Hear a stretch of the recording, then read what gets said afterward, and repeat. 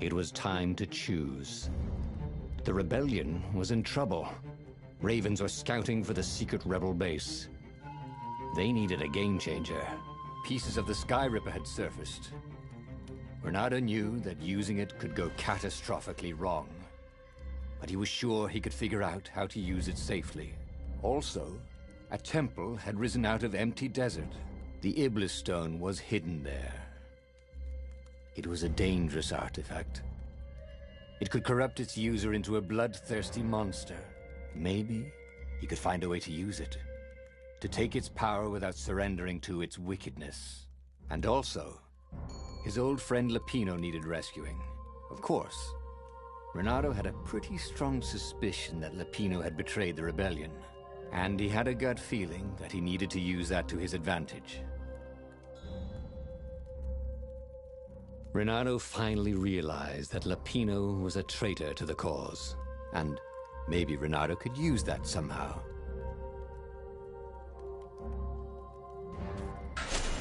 Ah, Lapino. Apparently, the Mad Rabbit had sold a Pegasus that he did not exactly own. Lapino always wiggled out of trouble, given time.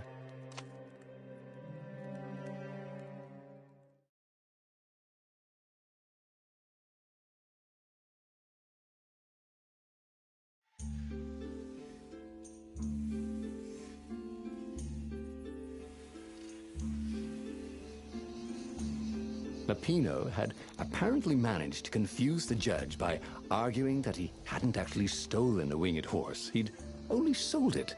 But wait, where was the prison? The village was empty. Had everybody fled the Ravens?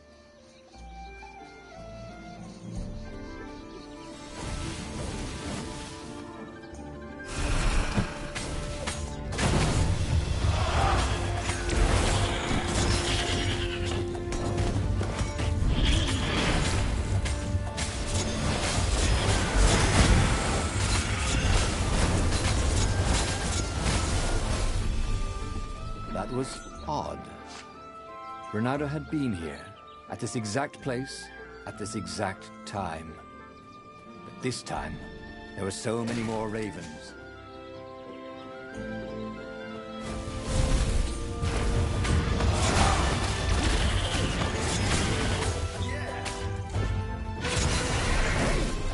Where'd all the Ravens go?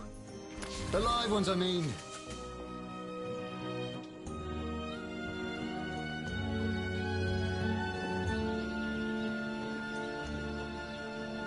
Renato looked around the empty village and reflected. The Sky Ripper had turned out to be far too dangerous to be used. Time to turn to what he knew best.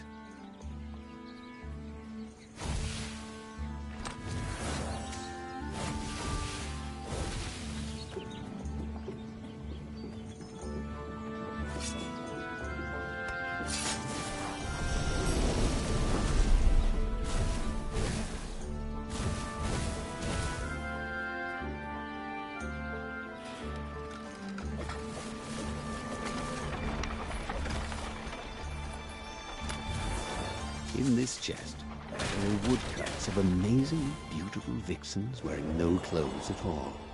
And something more useful.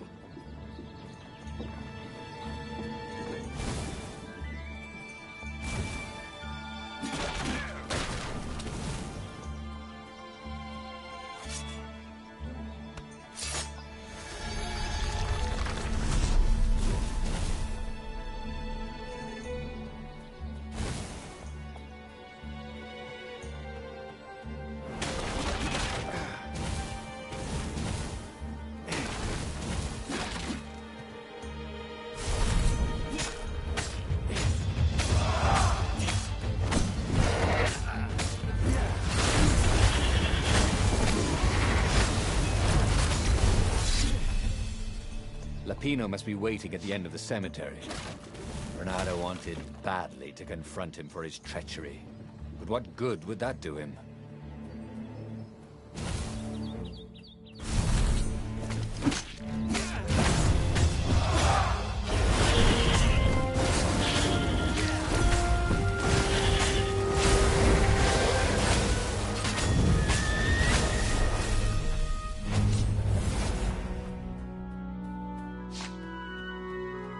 Lapino would betray him. But now Renato knew that. What would Lapino do if he knew that Lapino was going to betray him? Well, he'd concoct some crazy scheme, wouldn't he? That used Lapino's betrayal against him, and it would blow up in his face. Yeah. Maybe he was overthinking this. Well, that would be a first.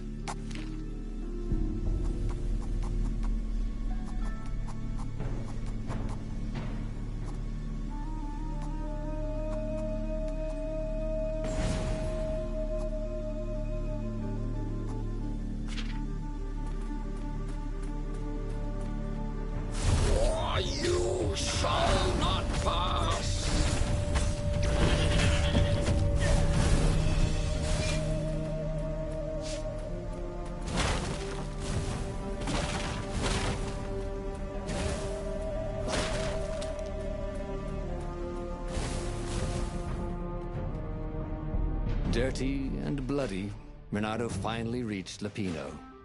The rabbit was practicing his shuffle.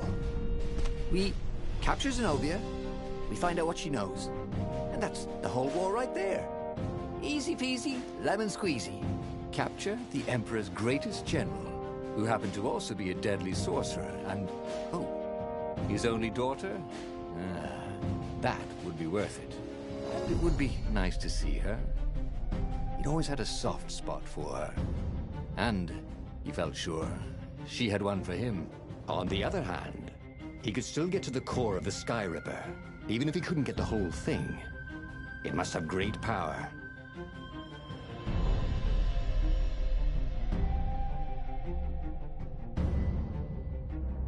Zenobia wasn't just the Emperor's daughter, of course.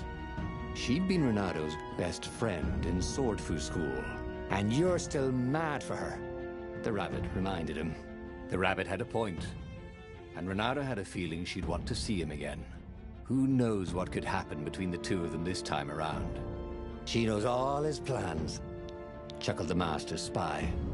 She won't give them up easily. She'll tell the interrogators, all right, said Lapino. Taking her would change the...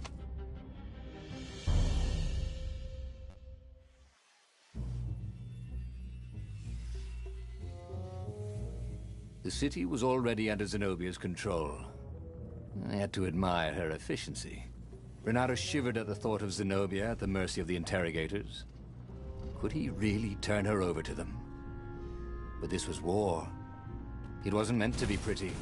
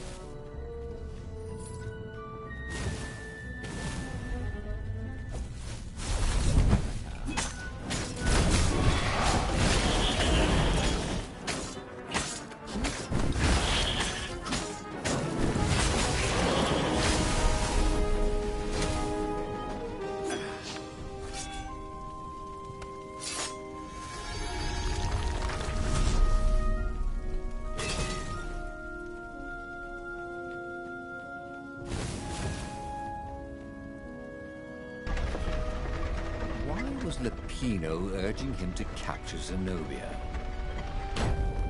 Obviously it was a trap. But you never knew how Lapino thought. Sometimes his plans were so convoluted they did the exact opposite to what Lapino wanted. And there must be some way to play on that, Renato thought. He didn't even need to see the gogglers this time. He could smell seared flesh. And like every other predator, they only eat their meat cooked. Preferably alive.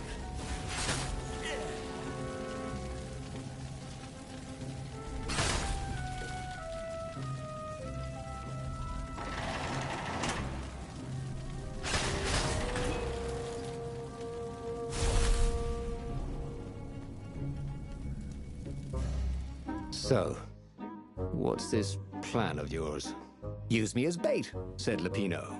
And he outlined a slightly complicated plan that involved geese, a net, setting the Farfarer a little bit on fire, Lupino dressing as an old blind toad, and Reynardo hiding inside a monstrous watermelon. What could possibly go wrong? Thought Reynardo. Oh, this is gonna be fun, said Lupino as he ran to go set up his marvelous plan.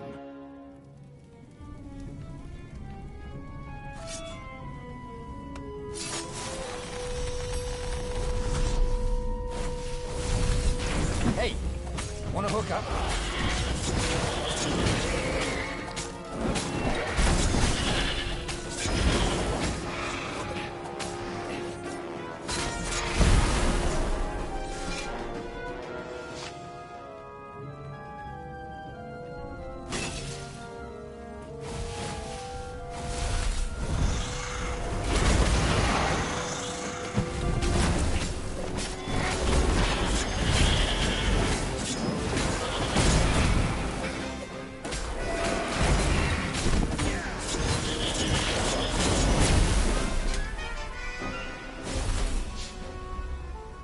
Reynardo felt dubious about the whole plan. With every step, he was waiting for it all to go horribly wrong. But against all odds, Lupino's idiotic plan worked. Zenobia's ravens ran off after the geese, the net dropped, and Reynardo jumped out of the watermelon and put his sword to Zenobia's throat. Reynardo, she said, are those new scars? They look good on you. You never returned my velvet jacket. It was my favorite. You look stupid in velvet. Ah, what does an imperial princess know about style? Ah, get a room, you two, said Lupino, probably sensing the chemistry. But the fleet was coming on fast, so they took Zenobia east, over the Nexus. She'd vanished from Swordfu School, from his life, without even saying goodbye. Without ever telling him she was the Emperor's adopted daughter. Reynardo was aware of her feelings. Maybe this was a bad idea, but was he letting his own feelings get the better of him? Ah, Lupino was right, Reynardo thought reluctantly. She knows things. She recognized his look. You're taking me to the interrogators, aren't you? She said, wide-eyed. And then she jumped, with horror. Reynardo saw Zenobia plummeting. Then he saw the Nexus below them. Cats always land on their feet. Ah, she'll head for the Imperial outpost, yelled Lupino. You have to catch her.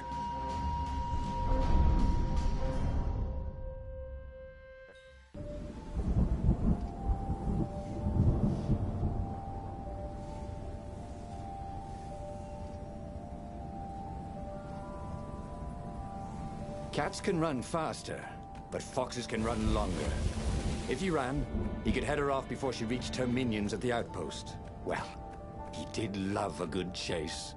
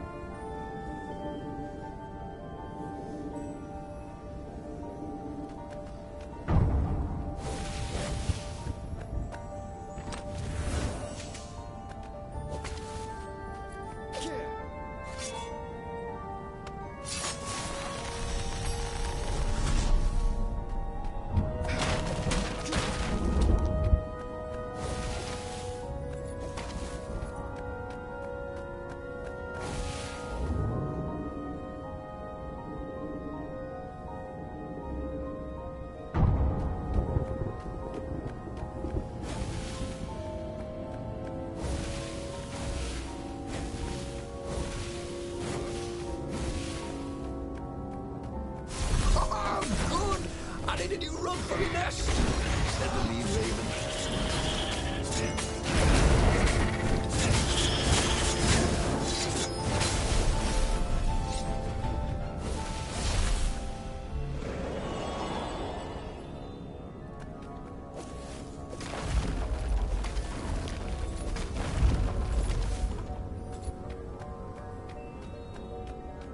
He was closing on her. He could smell her fear. He tried not to think about the interrogators at the secret base. What did they do to her? Maybe it didn't have to end that way. Maybe he could talk to her. But, after all, there were worse things the Imperials had done to friends of his.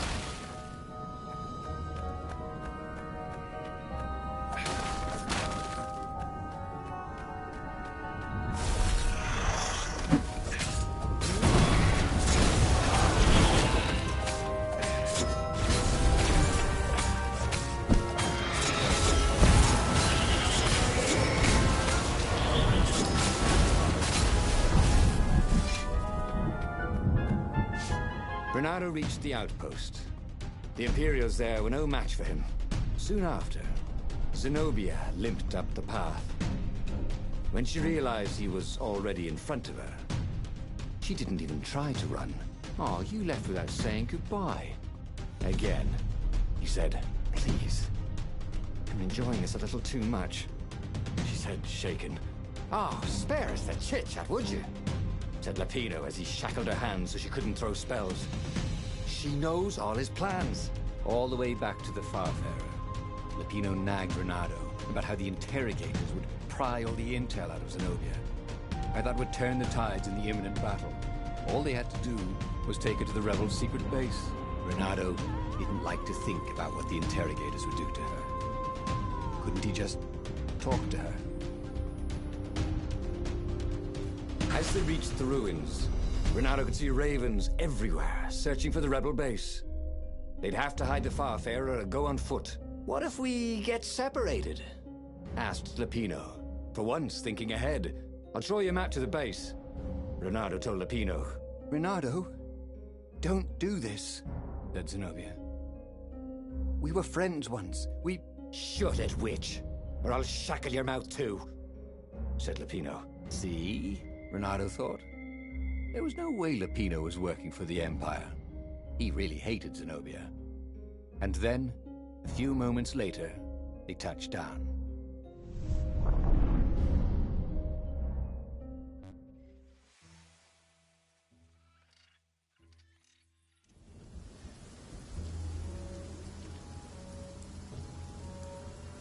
As Lapino pulled Zenobia off the Farfarer,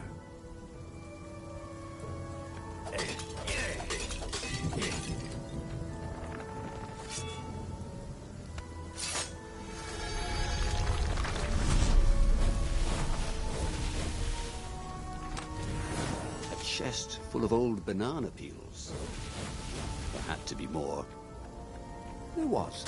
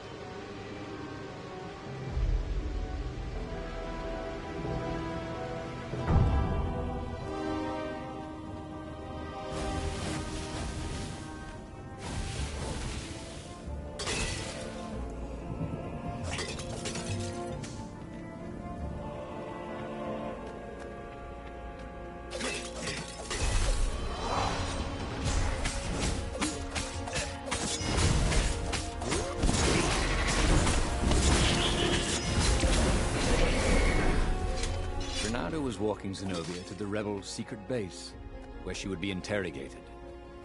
So, why was he feeling so scared?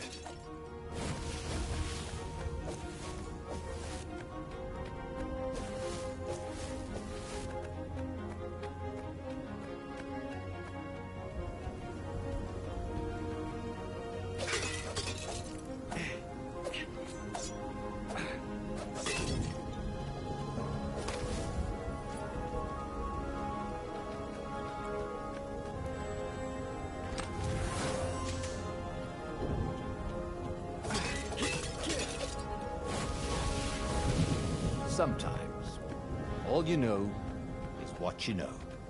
You know?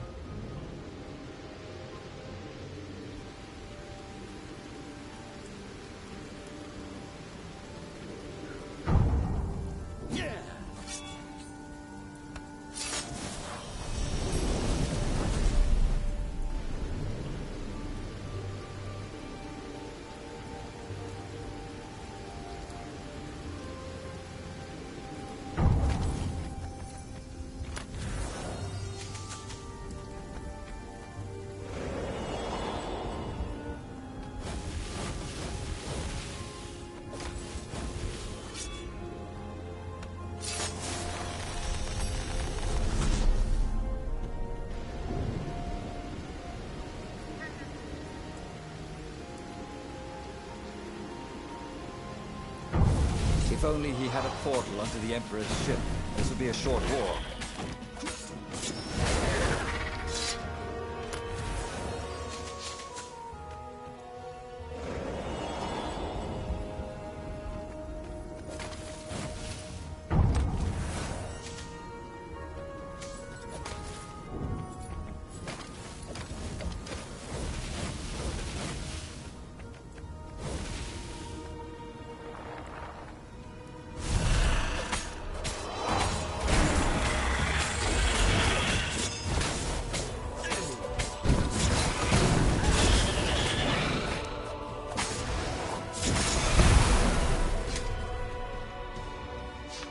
They caught their breath. It's beautiful, she said, looking at the ruins. This used to be the library of Ubar, he said. Before your father's ravens smashed it. Do we have to talk politics? She asked. That's not how I want to remember you, she said with an odd, wistful look at her face. She was as beautiful as she'd ever been, and as brave. Apino huffed. They got back on the trail.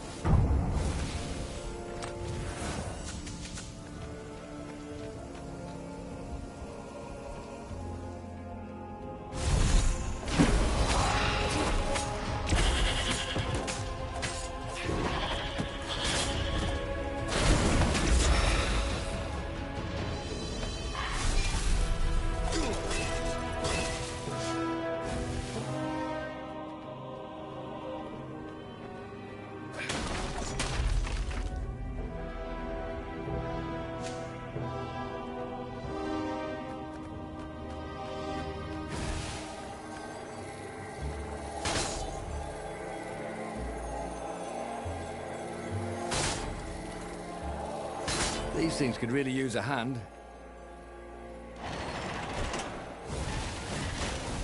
The long stairs. So he was close to the rebel base. Nothing was on fire. So far, so good.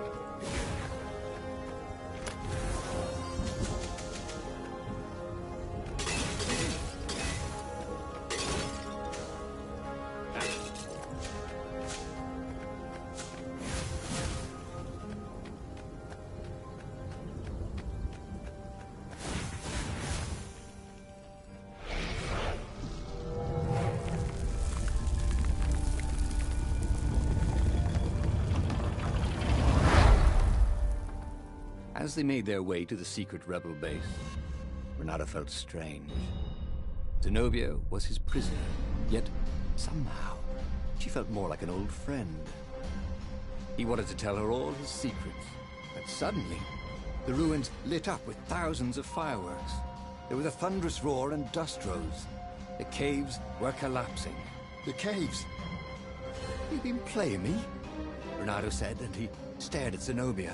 I'm sorry, she said, and she seemed almost embarrassed. Then everything went dark. When Renato came to, he had a terrible headache. Also, Zenobia's sword was at his throat. And her shackles were gone. So was Lupino. "The terrible thing is," he said, "I really have missed you. Now that we've destroyed the rebellion, would you consider becoming an advisor to the Emperor's daughter?" I'm no one's servant. Everybody serves. Even if it's only destiny. I like to choose my own destinies, he said. "The whole point of a destiny is you can't choose." "Oh, never mind," she said. "Look, if I see you again, I'll have to kill you." He watched her ship soar away. He would see her again, he decided. Even if he had to fight his way across the entire fleet.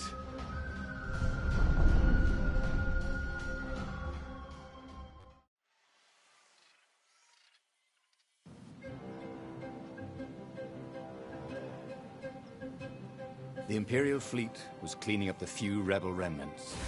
For only a moment, he thought about running. But heroes don't run, even when the world is against them. Even when their cause is hopeless, and their efforts futile, and pointless, and useless, and death painful and guaranteed. He's decided to stop thinking for a while. The portal was heavily guarded. It must go someplace they really didn't want him to go.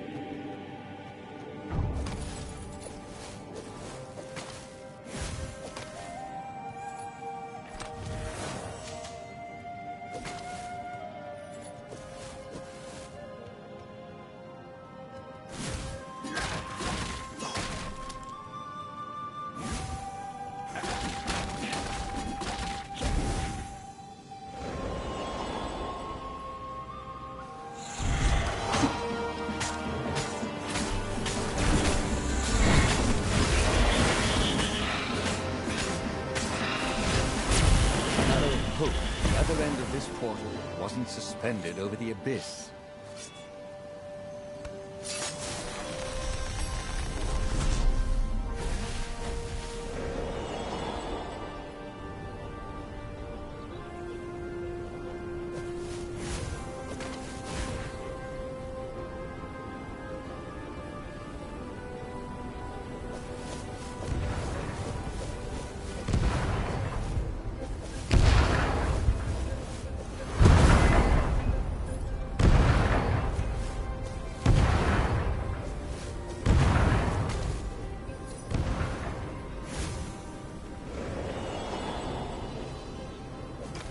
Hey, here's black is the new day.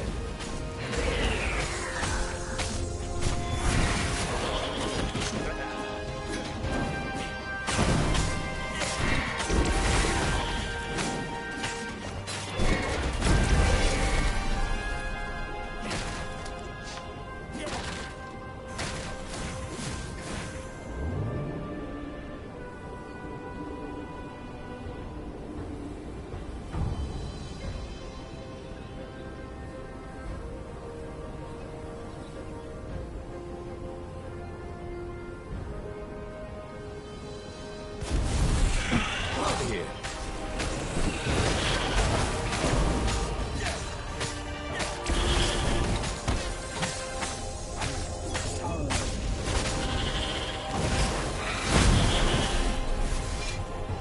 Renaro's arm was sore, his armor wet with raven blood. He was tired of death. Death was not yet tired of him. The rebels were losing. Badly. In some other universe, Renaro thought, he and Zenobia had left Sword Fu School together, taken other names and sailed off into the mists. But not this Zenobia, and not him. For him, there was nothing to do but forge ahead, kill the Emperor, and end this.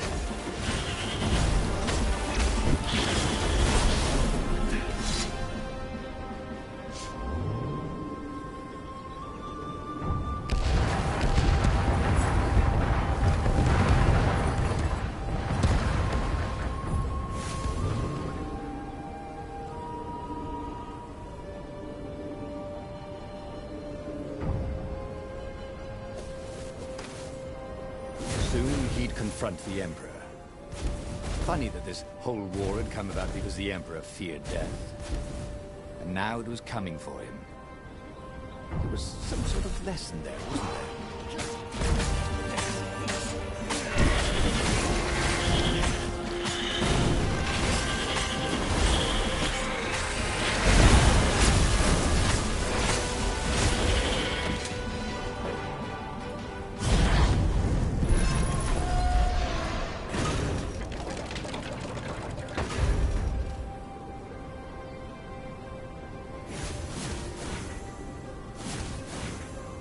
At last, he reached the Emperor's ship.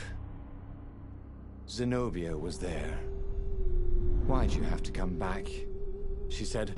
"Guess I'm just serving my destiny." He shrugged. "You don't even know what that word means," she said. "Do you ever wonder if things have been different all the time?" she said, and drew her sword. In the end, Renaro lay bleeding out on the deck. Zenobia sat by his side, upset. "What are you so upset about?" he asked. "You wouldn't understand. Why didn't you tell me you were going to leave school? I was afraid you'd convince me not to."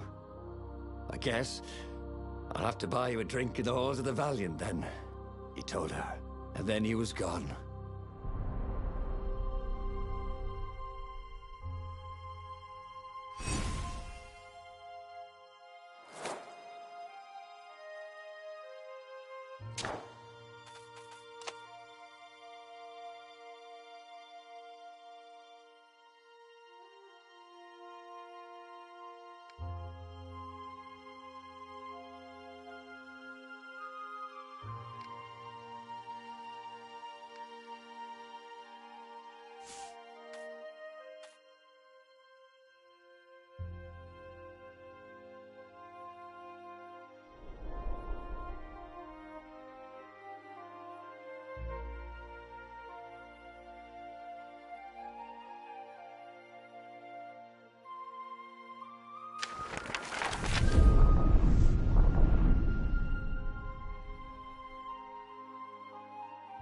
The clouds parted over the Isles of Boreas. It was time to choose. The rebellion was in trouble. Ravens were scouting for the secret rebel base. They needed a game changer. Pieces of the Sky Ripper had surfaced. Renado knew that using it could go catastrophically wrong, but he was sure he could figure out how to use it safely. Also, a temple had risen out of empty desert. The Iblis Stone was hidden there. It was a dangerous artifact. It could corrupt its user into a bloodthirsty monster.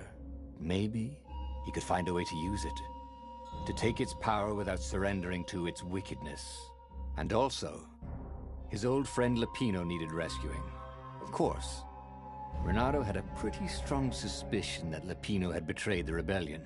And he had a gut feeling that he needed to use that to his advantage.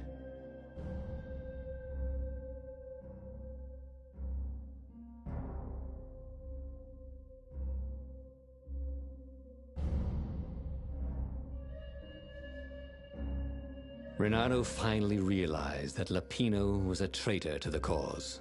And maybe Renato could use that somehow.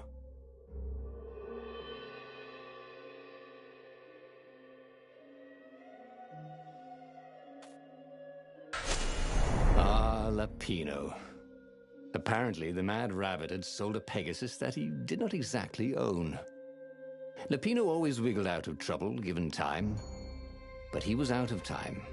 Lapino's frantic message said that the Ravens were going to kill him for being a rebel spy. And that he had a clever plan.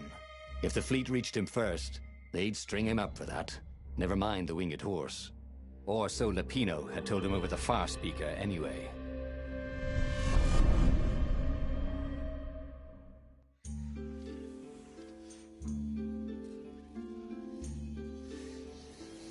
Lapino had apparently managed to confuse the judge by arguing that he hadn't actually stolen a winged horse. He'd only sold it. But wait, where was...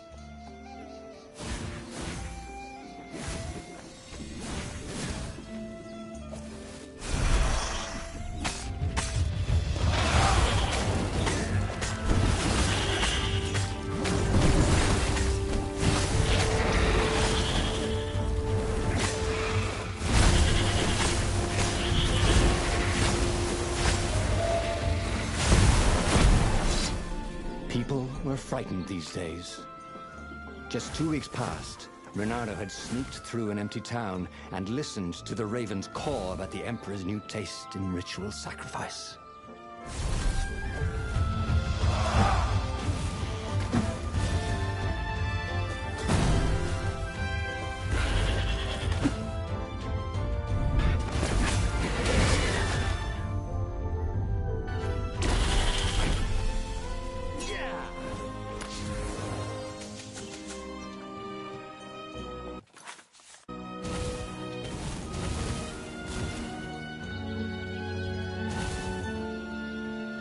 Renato looked around the empty village and reflected. The Sky Ripper had turned out to be far too dangerous to be used. Time to turn to what he knew best.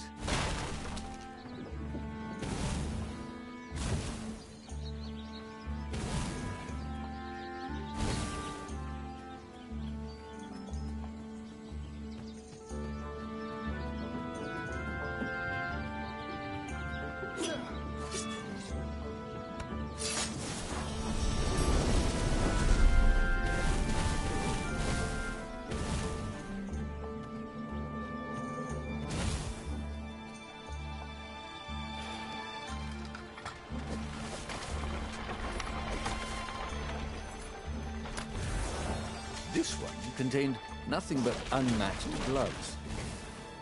And something more useful.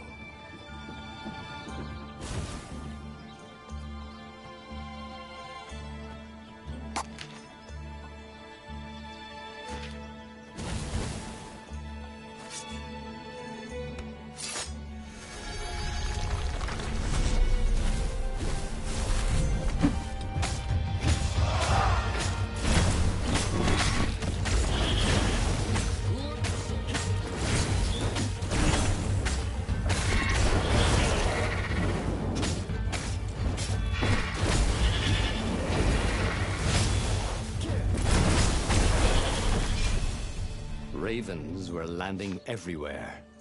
The advance guard. He'd better get moving. If they got to Lapino first, they'd eat him for breakfast. Or a snack. Ravens weren't picky. If they got hungry, they sometimes forgot to interrogate their prisoners. Even top spies like Lapino. Well, unless he really was a traitor, obviously. Then they'd probably pin a medal on his chest.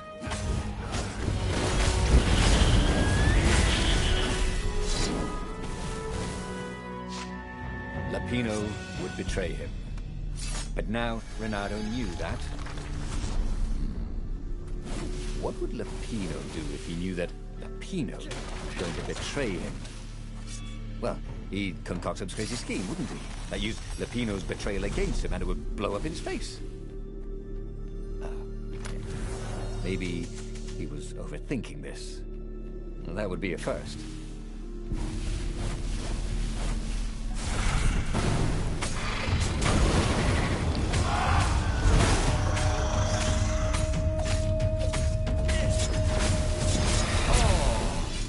don't have anyone to talk to.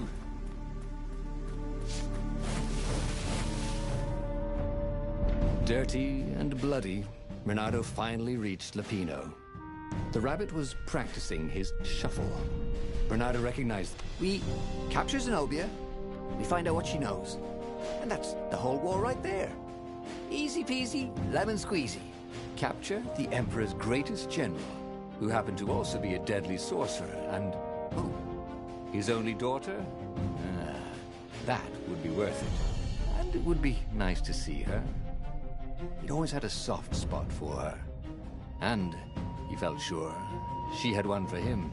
On the other hand, he could still get to the core of the Sky Ripper, even if he couldn't get the whole thing. It must have great power. Zenobia wasn't just the Emperor's daughter, of course.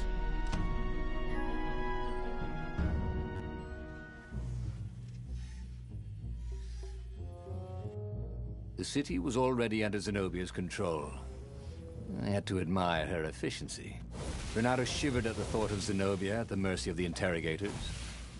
Could he really turn her over to them? But this was war. It wasn't meant to be pretty.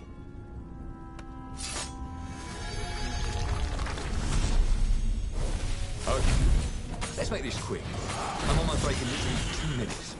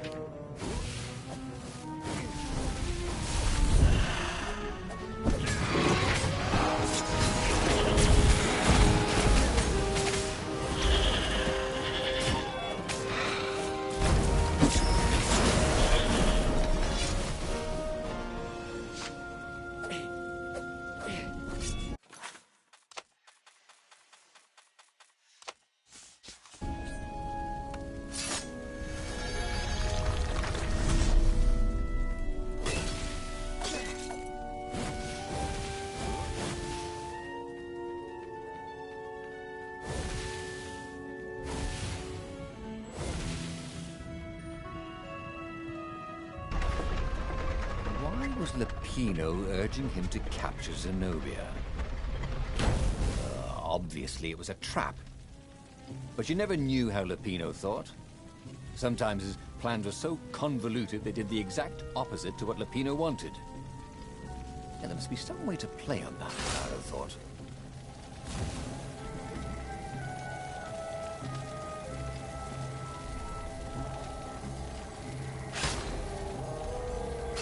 He blinked.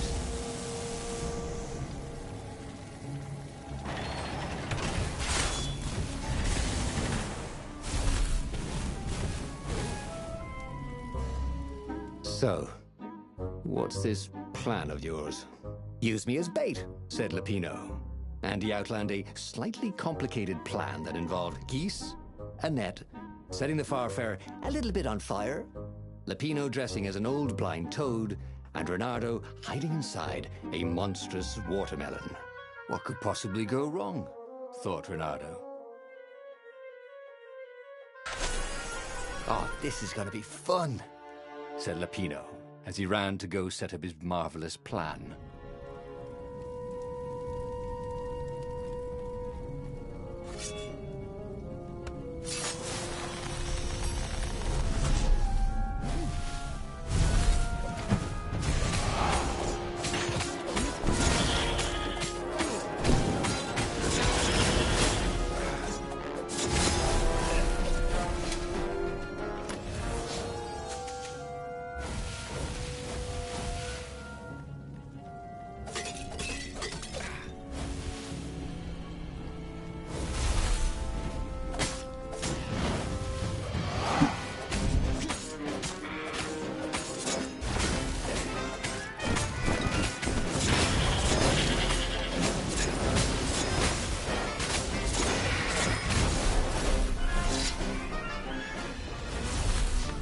Renato felt dubious about the whole plan.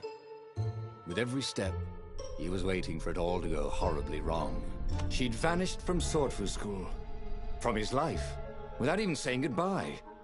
Without ever telling him she was the Emperor's adopted daughter. Renato was aware of her feelings. Maybe this was a bad idea, but was he letting his own feelings get the better of him? "Listen," said Renato. "Let's not do this." Let's not do what? Asked Zenobia. Look, you're the Emperor's right hand. You are going to have me interrogated, she said. Sure, yeah, but then I remembered how you feel about me. How I feel about you. You are going to have me interrogated. But I didn't, because you care about me, said Renato. Well, guess again, Buster, she said as she pushed him off his own boat. As he plummeted towards the bottomless clouds of the abyss, Renato decided that he'd not really handle the situation with his usual finesse. He had tried something bold and paid the price for it.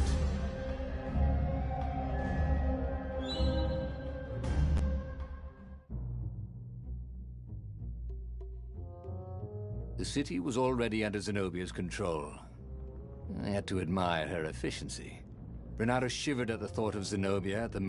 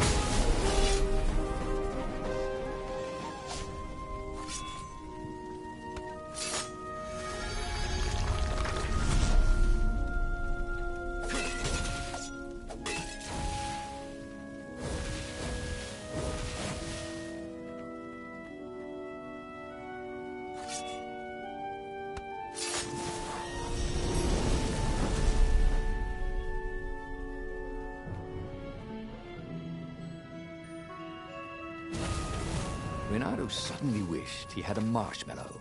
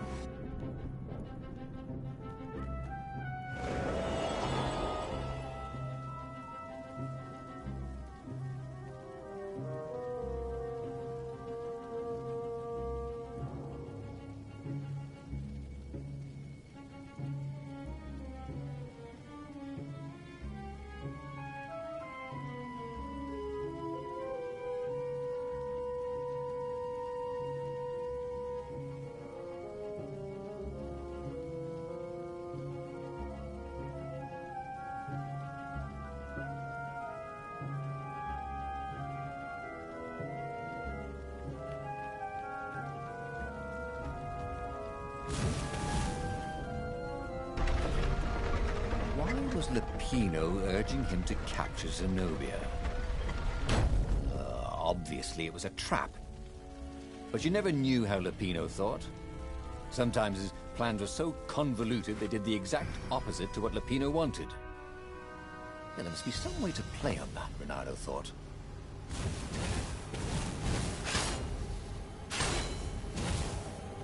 These things really slice like ham.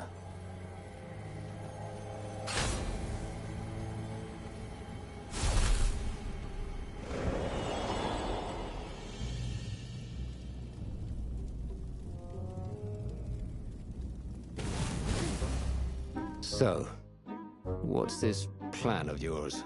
Use me as bait, said Lupino. And he outlined a slightly complicated plan that involved geese, a net, setting the Farfarer a little bit on fire, Lupino dressing as an old blind toad, and Reynardo hiding inside a monstrous watermelon. What could possibly go wrong? Thought Reynardo. Oh, this is gonna be fun, said Lupino as he ran to go set up his marvelous plan.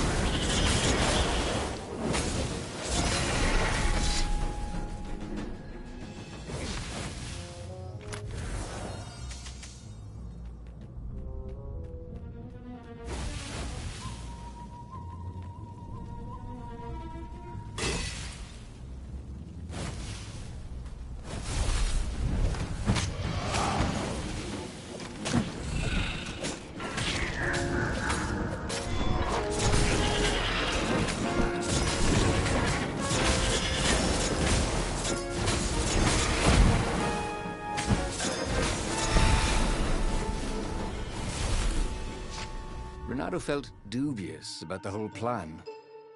With every step, he was waiting for it all to go horribly wrong.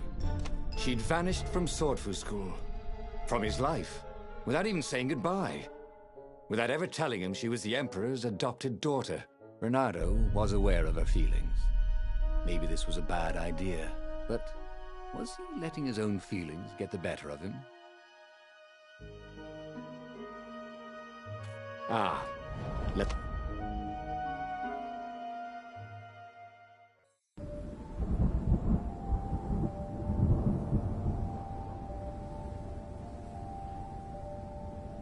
Cats can run faster, but foxes can run longer.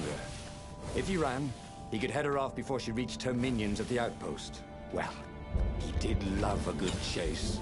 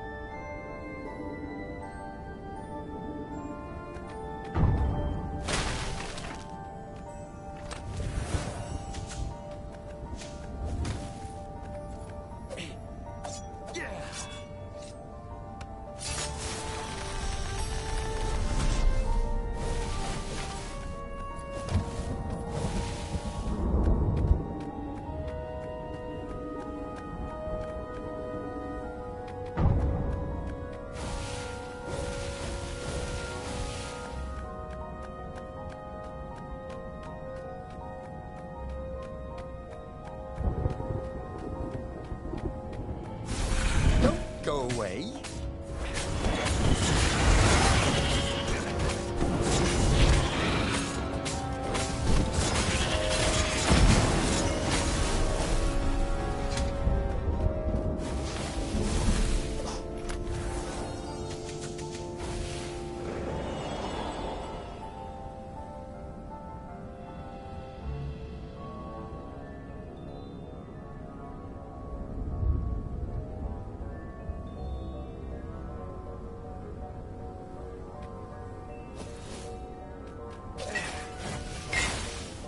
He was closing on her.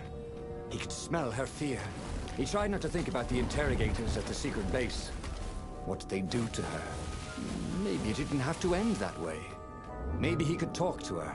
But, after all, there were worse things the Imperials had done to friends of his.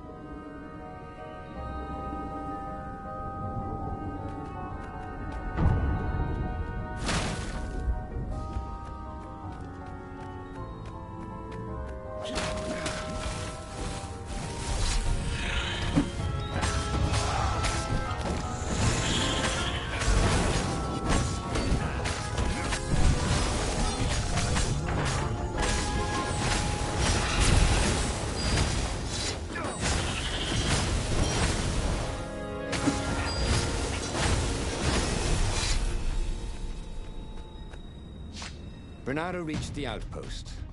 The Imperials there were no match for him. Soon after, Zenobia limped up the path, all the way back to the Farfarer. Lupino nagged Renato about how the interrogators would pry all the intel out of Zenobia. How that would turn the tides in the imminent battle. All they had to do was take her to the rebel secret base. Renato didn't like to think about what the interrogators would do to her. Couldn't he just talk to her?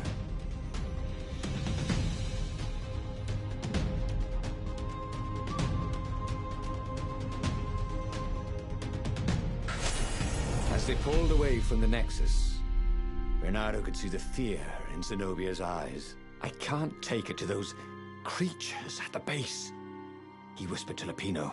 Ah, you've gone soft. Soft in the head. We captured her for what she knows. I'll take her to the mountains. Tell all the horrible things the Emperor's done. Yeah, believe me, she'll turn. And he turned the wheel. The hell you will, shouted Lupino, and he grabbed the wheel back from him. The two of them wrestled for control of the ship. It shot off like a mad sparrow. Suddenly, Renato was falling.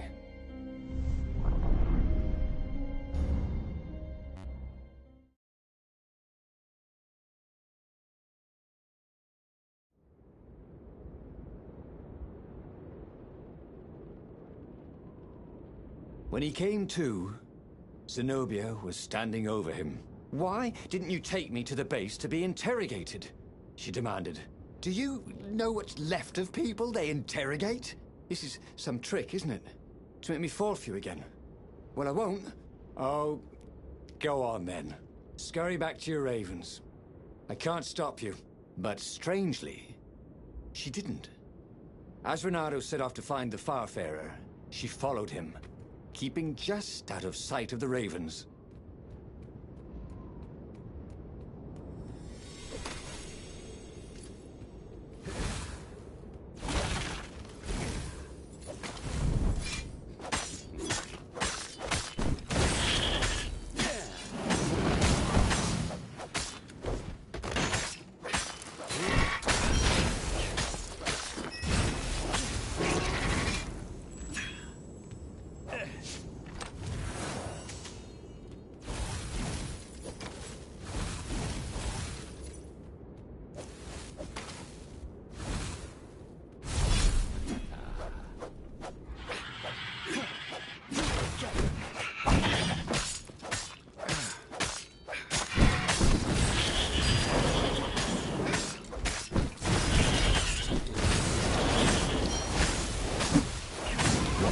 Raven can't fly, thought Renato.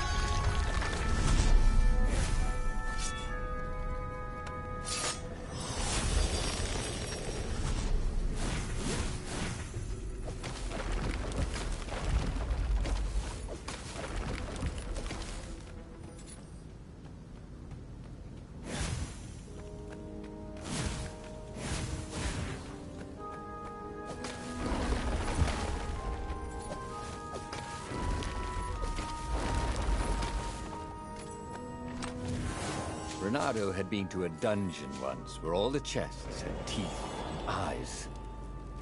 It had been a short visit.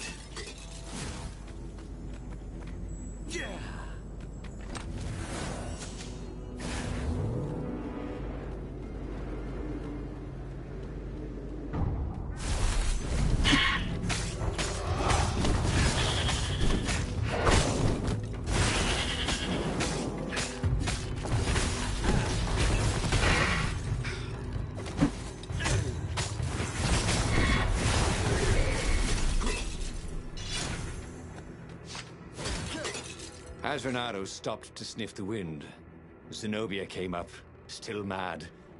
Did you really think you'd just talk me into betraying my father?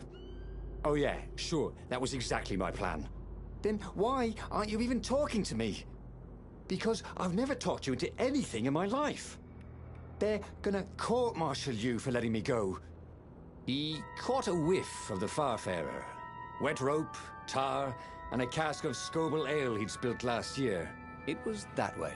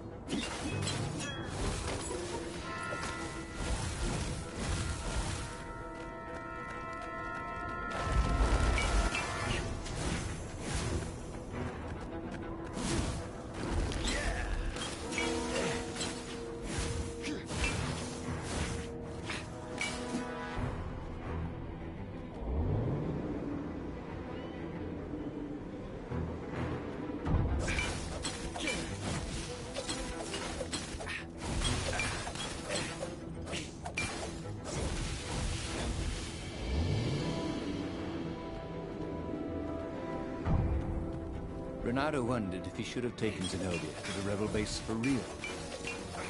Maybe she wasn't playing him after all. After the bleak talk about the Emperor's dark secret, he was regretting his suspicion.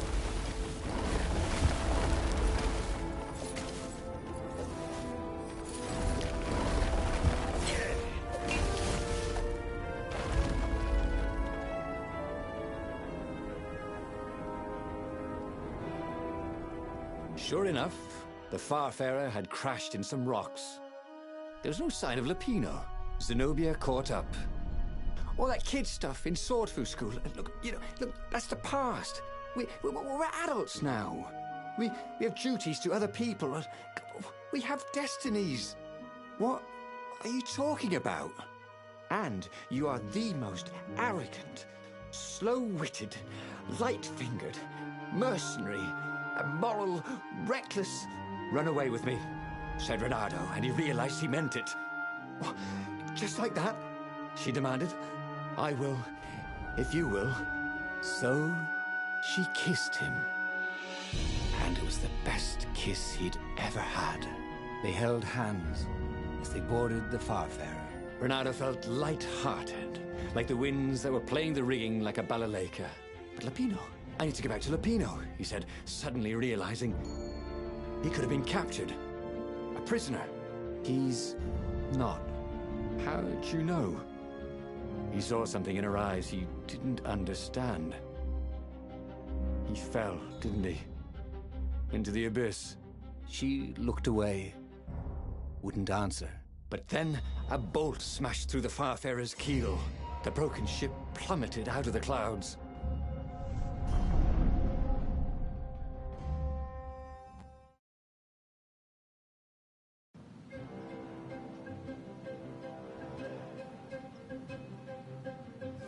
Renato picked himself off the deck. They were alive. We have to get to my private ship, she said. Do you trust me? I guess I must, he said. You go on ahead. Clear the path, she said. I can't kill my own soldiers. He wanted to say that he didn't trust her, that he had no idea what he was getting into. But he had no choice, did he? He was following his heart. That's what it means to be a hero. You had to follow your heart.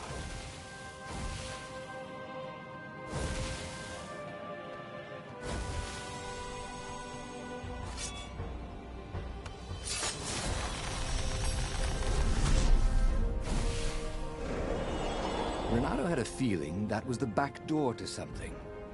But what?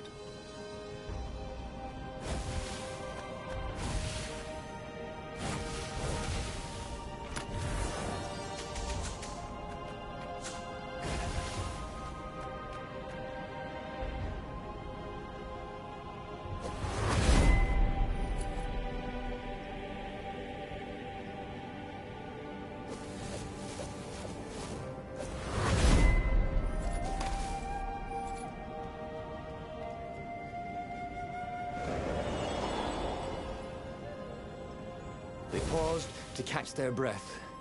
It was strange to be so close to her. "What are you thinking?" he asked. "I'm trying very hard not to think." "Me too," he said. Up ahead, he could see the thin silver of Zenobia's personal ship. It looked fast. They would leave all this behind.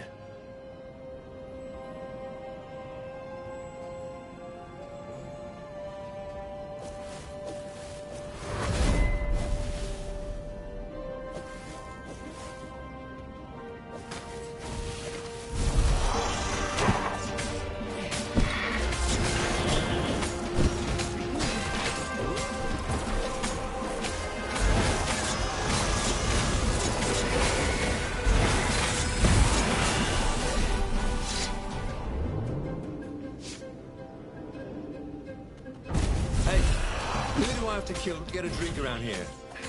You? Okay.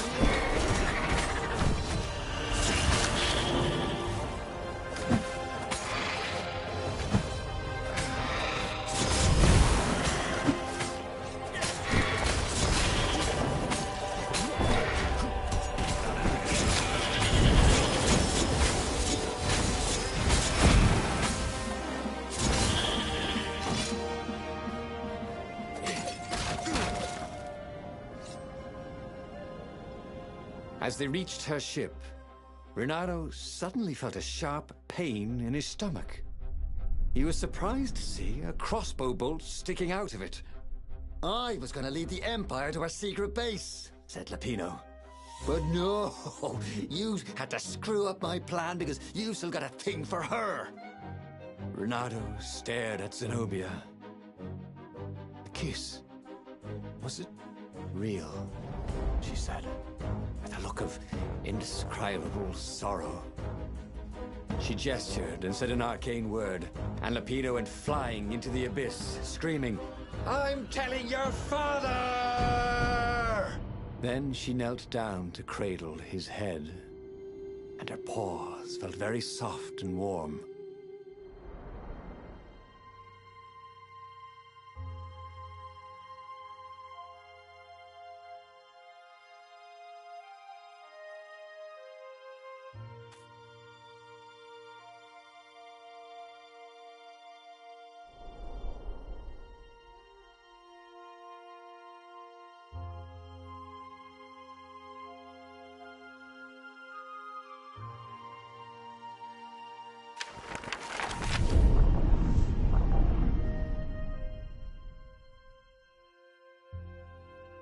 The clouds parted over the Isles of Boreas.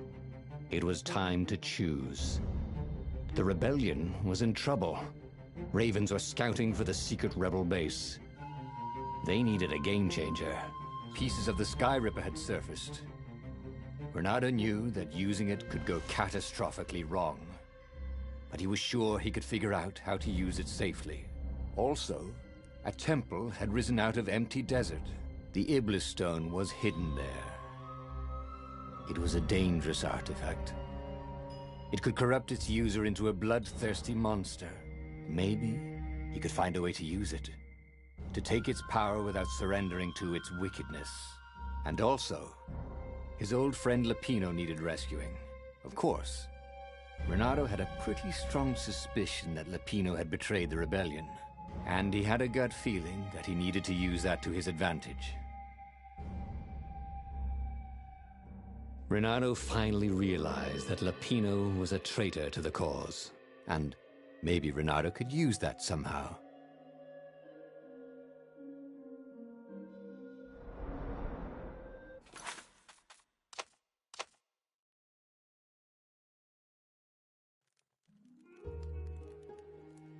The clouds parted over the Isles of Boreas. It was time to choose. The rebellion was in trouble. Ravens were scouting for the secret rebel base. They needed a game changer. Pieces of the Sky Ripper had surfaced. Renato knew that using it could go catastrophically wrong, but he was sure he could figure out how to use it safely. Also, a temple had risen out of empty desert. The Iblis stone was hidden there. It was a dangerous artifact. It could corrupt its user into a bloodthirsty monster. Maybe he could find a way to use it, to take its power without surrendering to its wickedness. And also, his old friend Lapino needed rescuing. Of course, Renato had a pretty strong suspicion that Lapino had betrayed the rebellion, and he had a gut feeling that he needed to use that to his advantage.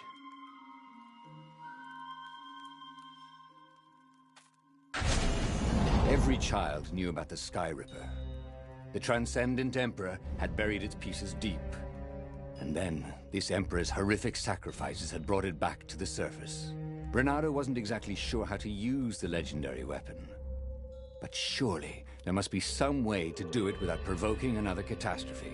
Had he, somehow, summoned the long-lost components of the legendary weapon out of the deep places of the Earth? It was more than Renato could fathom. But if he could find a legendary weapon, he would use it.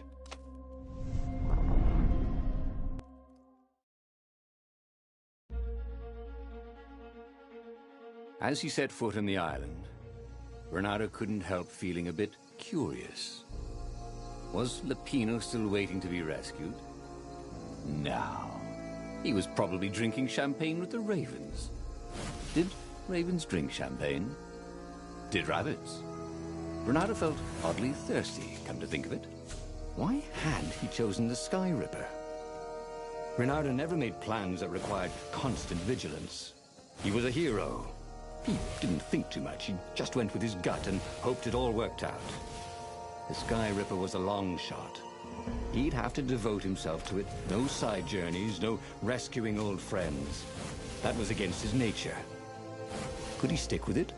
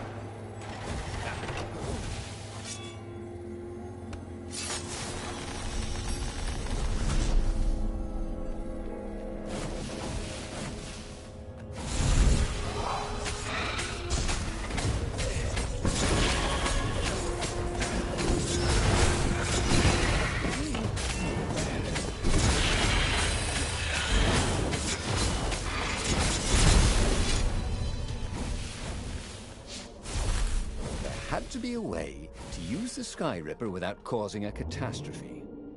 Why? Maybe it's always dangerous, he imagined Zenobia saying. Always the voice of reason, that one. Well, there had to be a way to use the Sky Ripper, because not being able to use it was boring. So there.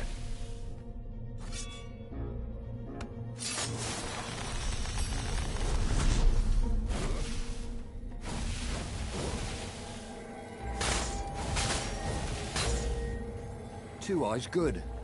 One eye, dead.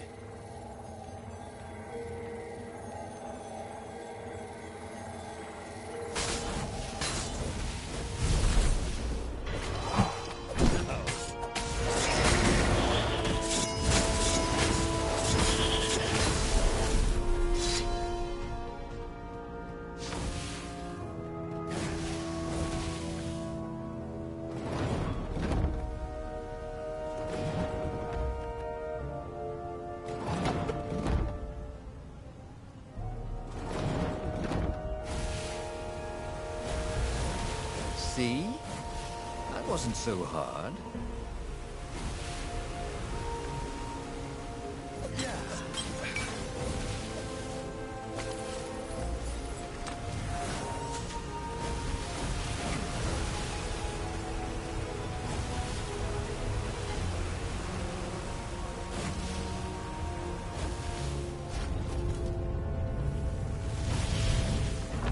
There it was. Sky Ripper's armature. The stuff that dreams are made of. Engineers' dreams, anyway. But how is it part of a weapon at all? He'd have to ask a scientist. But first, he'd get the second piece. Sky Ripper had a heart. A core that had come to rest on the next island. Well, there was another island he could reach. Zenobia had just invaded it with her father's Raven battalions. She must be encamped there still. But fighting Zenobia now, that made no sense at all.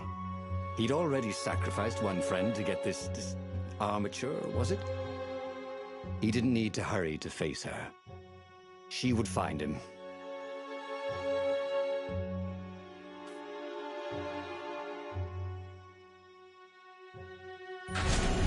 It was a no-brainer. He'd sacrificed his old friend Lapino to get the armature. And the armature was useless by itself, only a series of coils and wheels. War demanded sacrifices, and he would make more before the end.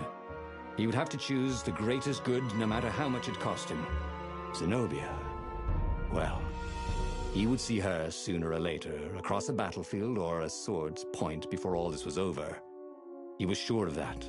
The power was in the core. Obviously, he had to get the core.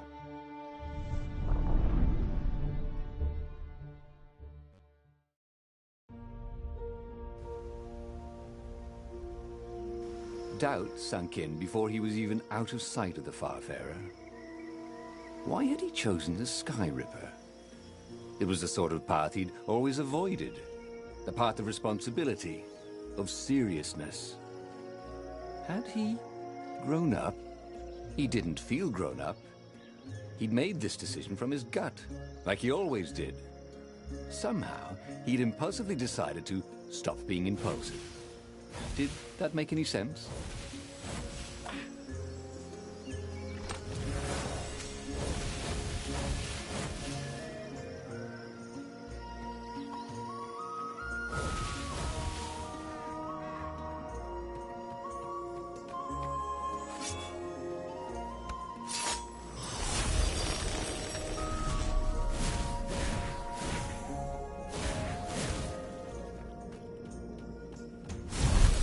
Feels so close to you.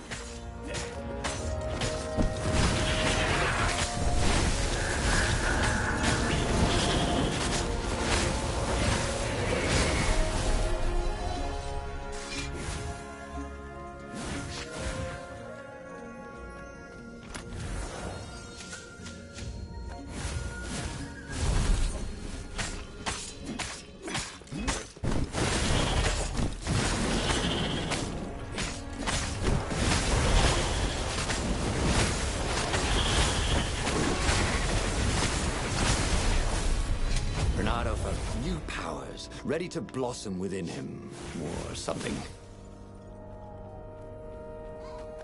You almost never saw wild gogglers together like this.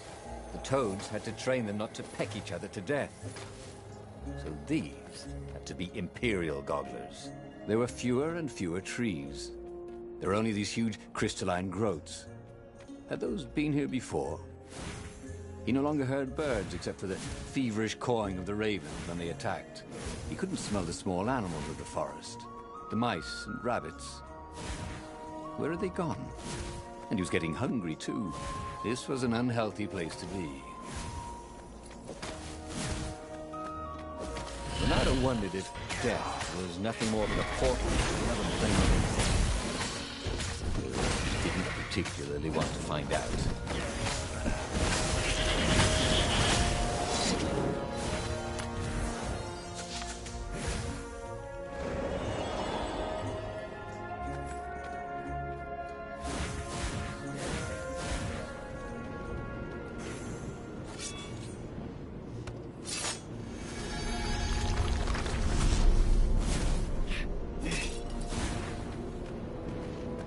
Of course there was a puzzle. You couldn't expect the Transcendent Emperor to bury a god's eye in a leather sack where anyone could pick it up.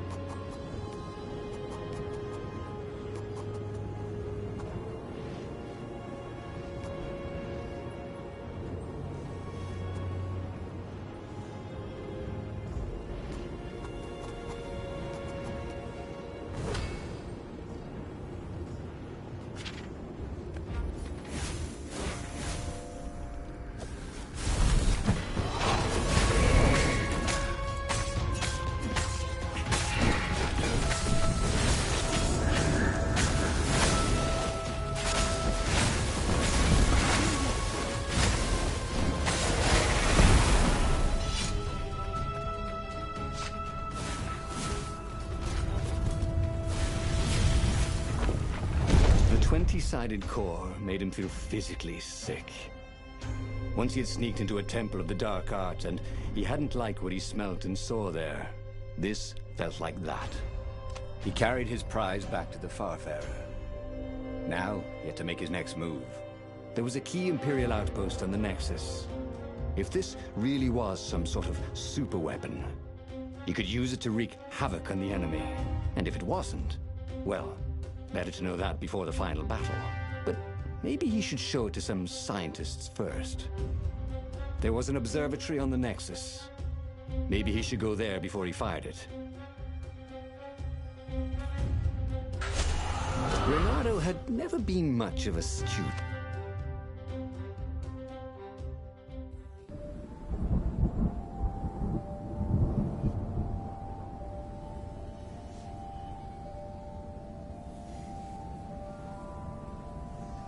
As he set out down the path, Renato wondered why the parts of the Sky Ripper had only surfaced now, thousands of years after the Transcendent Emperor had discarded it. This Emperor, Isengrim III, had performed terrible, bloodthirsty rituals to invoke the lost gods. Perhaps that was bringing up lost artifacts. How perfect, then, that the Sky Ripper would reappear to be his destruction. And, hopefully this time, just his destruction.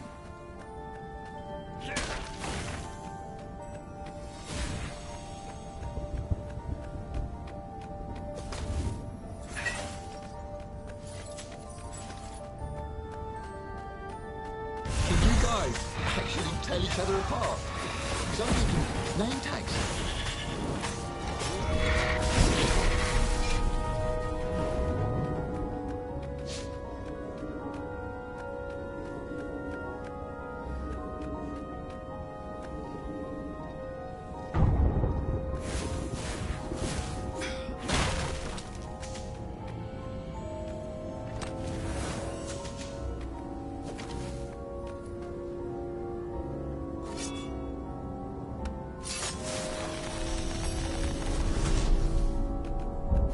get ahead of yourself, lad.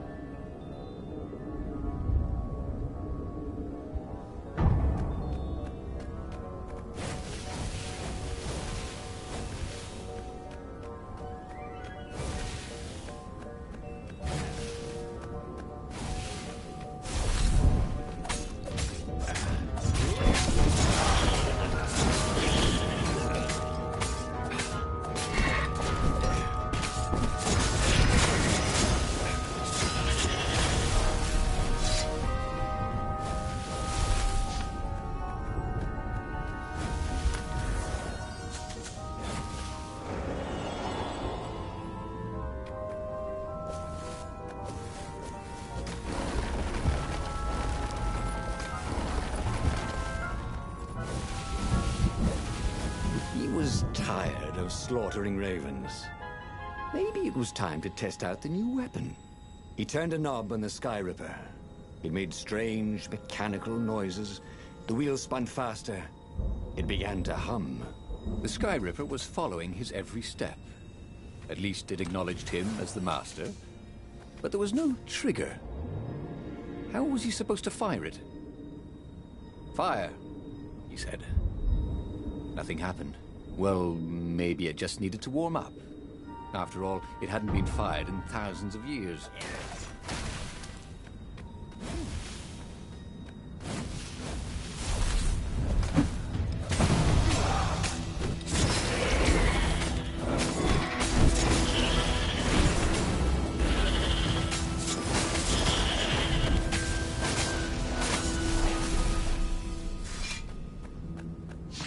The Sky Ripper was making a whining noise now, and its wheels were spinning so fast he could no longer see them.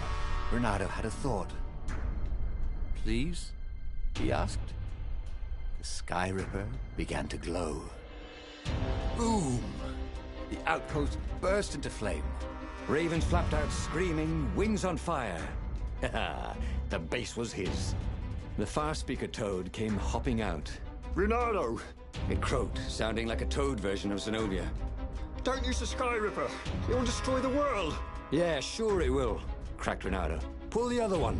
If you don't trust me, go see Calaveras. He'll tell you the same thing. Oh, she would say that. That sounded sensible. Why did she always have to sound sensible all the time? Oh, it was infuriating. Of course she would say that. He was supposed to hurry and bring the Sky Ripper to the council so the rebels could actually win the war. But what if she was right? Damn it.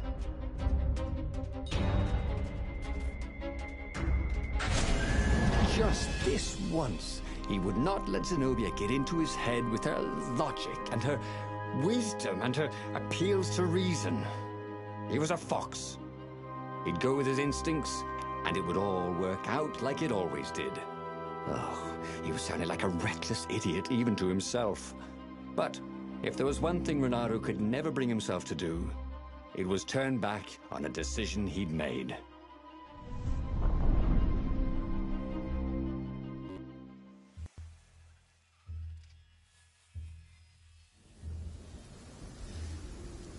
Imperials were flapping and cawing all around the ruins. They must be panicking with rumors flying of the superweapon.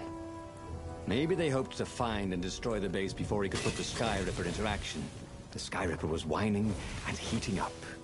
It would be time to use that energy soon.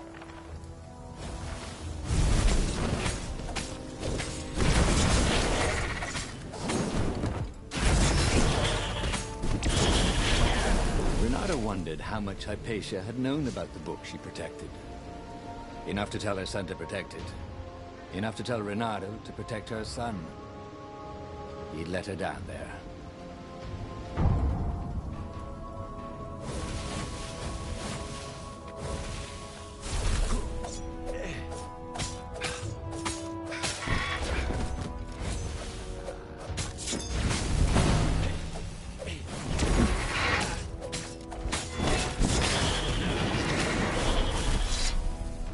Renato had never had a super weapon before. He'd single-handedly taken down an Imperial base. He felt good. He'd resisted all the distractions that were thrown in his path. He couldn't wait to attack the enemy fleet.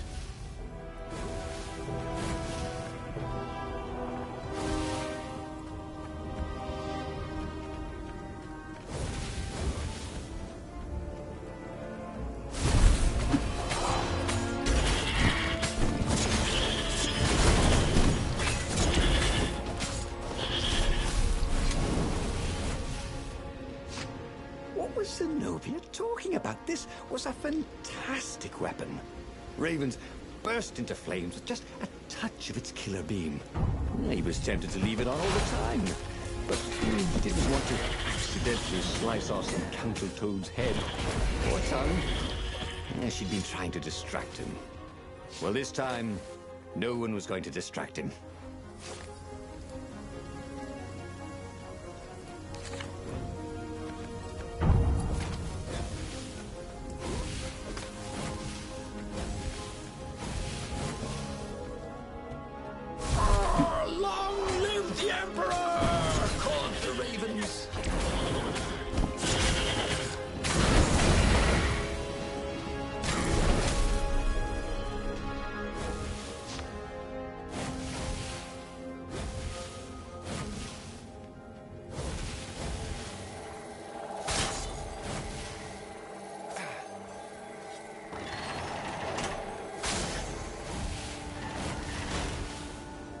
Long stairs. So he was close to the rebel base. Nothing was on fire. So far, so good.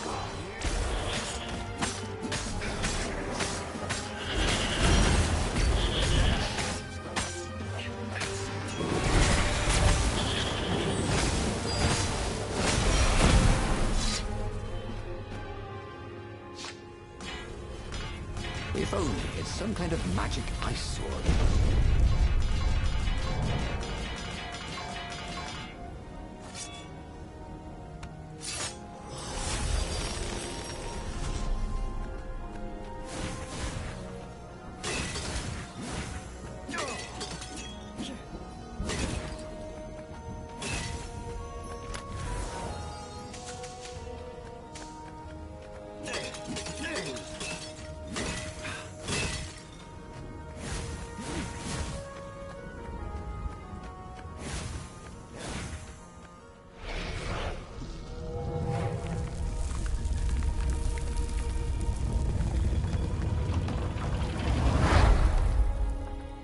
As he headed towards the council chamber, Renato felt everyone watching him.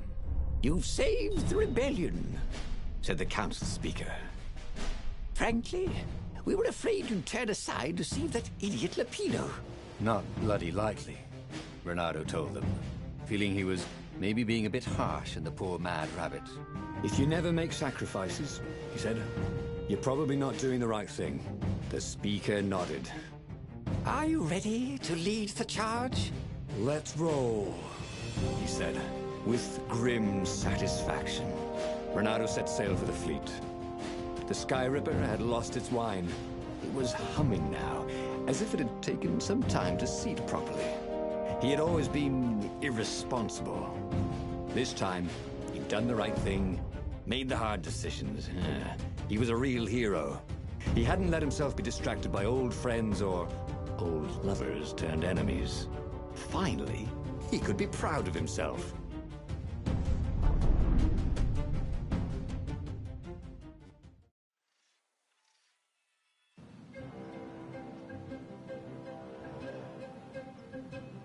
He was ready. So was Sky Ripper. The Sky Ripper had a will of its own. It picked out its own targets and set them on fire. This was going to be a short battle. He would set the ships on fire if he didn't need them to get to the Emperor. And he wondered if he'd see Zenobia, or if she'd flee. Wouldn't she be proud of him? At least, a bit of respect. He'd become an all-conquering hero.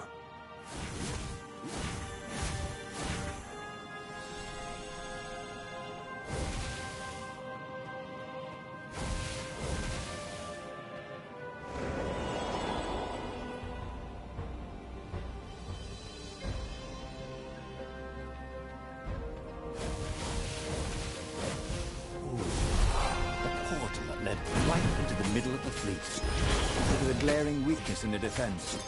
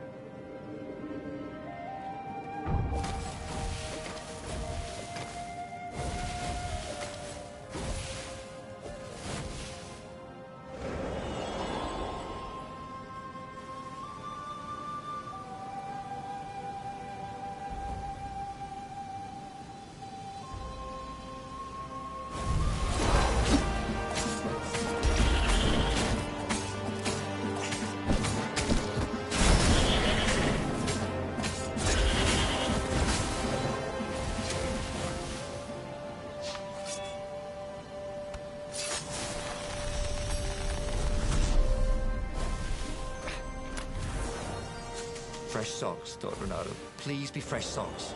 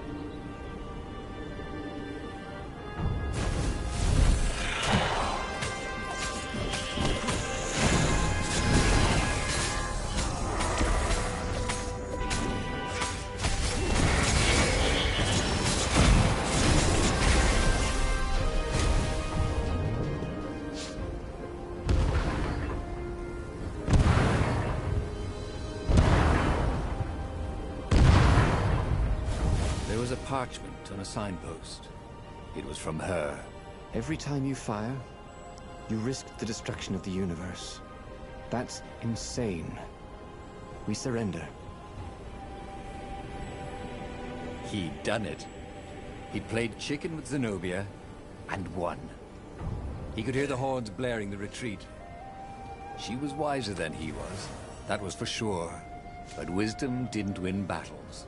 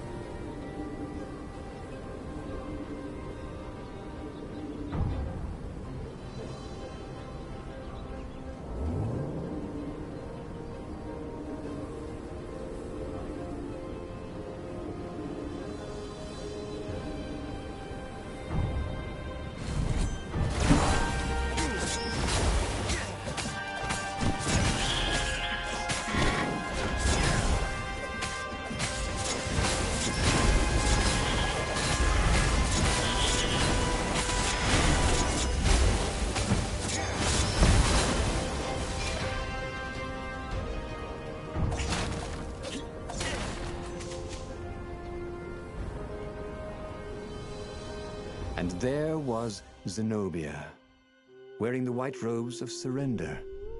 She came and kneeled before him. Why didn't you listen to me? I was trying to save you too. You're the enemy, he said. I was never your enemy, Renato. And he realized, not for the first time, how much she loved him. Then she spoke a terrible word and made a gesture with her hand. She stopped moving, covered in frost, and he wondered why she'd frozen herself. Then the Sky Ripper froze, and then, for a moment, he felt very cold and discovered that he couldn't move. The next thing he knew, the sun was a giant, monstrously red. It took up half the sky, and he was in a parched red desert. And then he was on fire.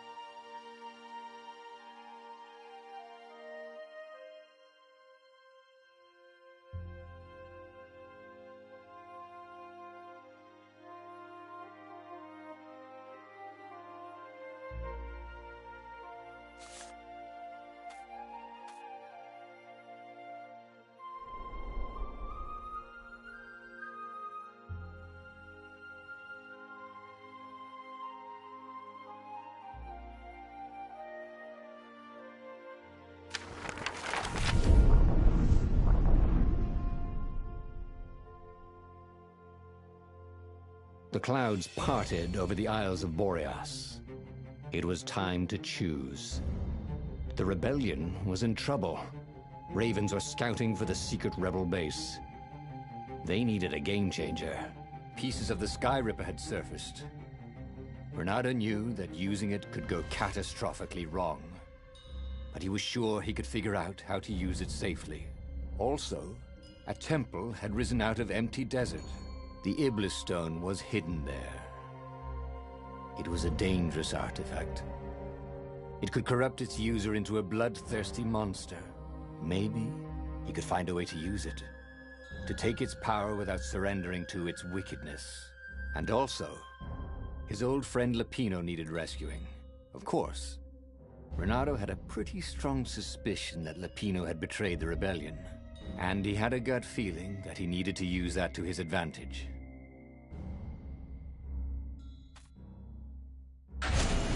Every child knew about the Sky Ripper. The Transcendent Emperor had buried its pieces deep. And then, this Emperor's horrific sacrifices had brought it back to the surface.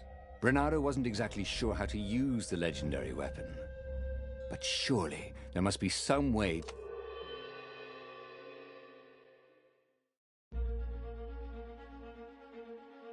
As he set foot on the island, Renato couldn't help feeling a bit curious.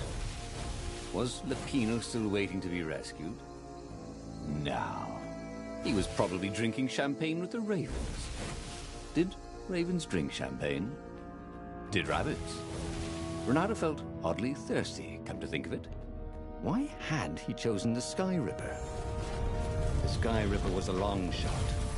He'd have to devote himself to it. No side journeys, no rescuing old friends.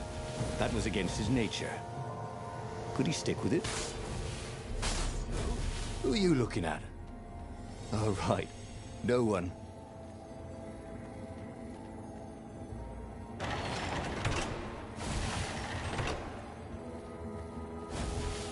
The people who had built this castle, did they even know what monstrous weapon lay hidden within their walls? The Sky Ripper could destroy anything it touched, or so the legend said.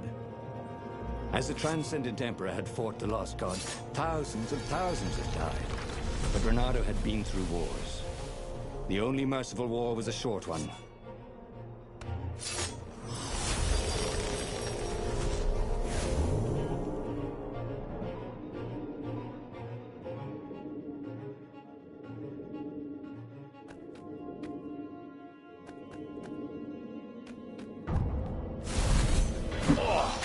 Someone needs a bath.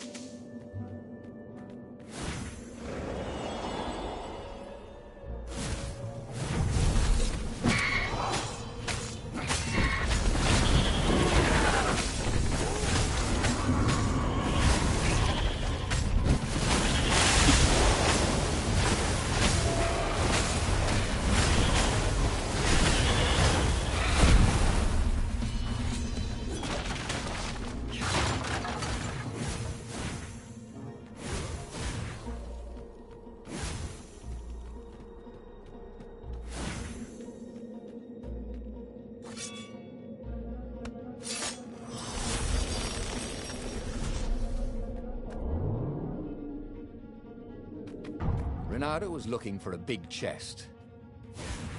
Wait, didn't sound right.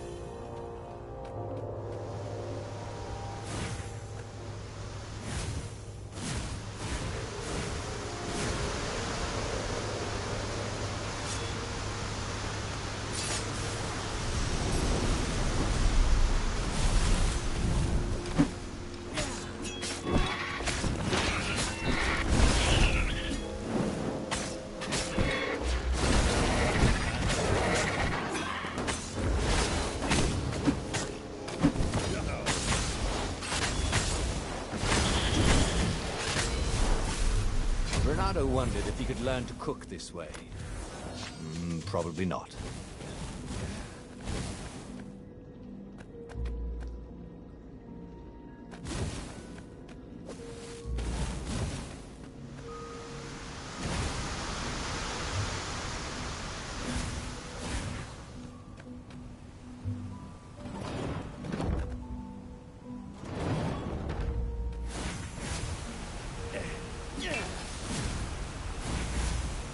Renato chuckled. It was the same puzzle. He wished he had his friends here, so he could amaze them.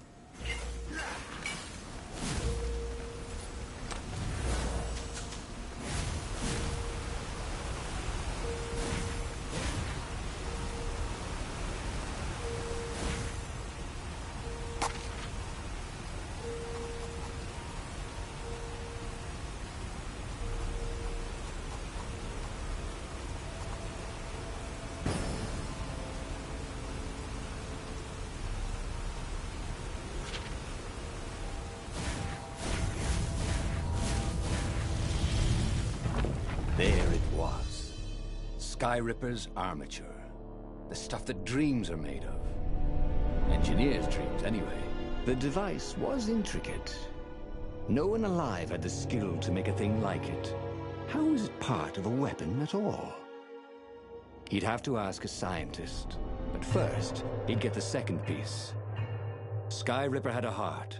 A core that had come to rest on the next island. Well, there was another island he could reach. Zenobia had just invaded it with her father's Raven battalions. She must be encamped there still. But fighting Zenobia now, that made no sense at all. He'd already sacrificed one friend to get this armature, was it? He didn't need to hurry to face her. She would find him.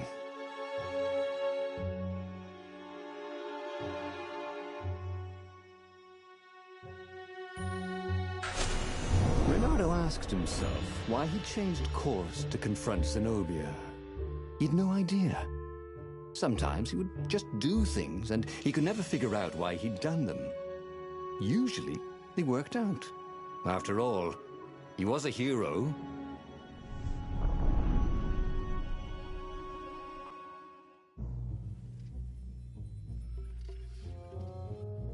The truth is, though, he wanted to see her, wasn't it? It had been a dozen years since Swordfu School. He'd followed every rumor about her, every scrap of news. Not that he still loved her. After all, she was his enemy. No, it was solely because, know your enemy. All right, maybe he should stop pretending. He knew exactly how she felt about him. But their love affair always ended with a tragic death. Unless, maybe he could find a way to dodge tragedy. Surely he could, couldn't he?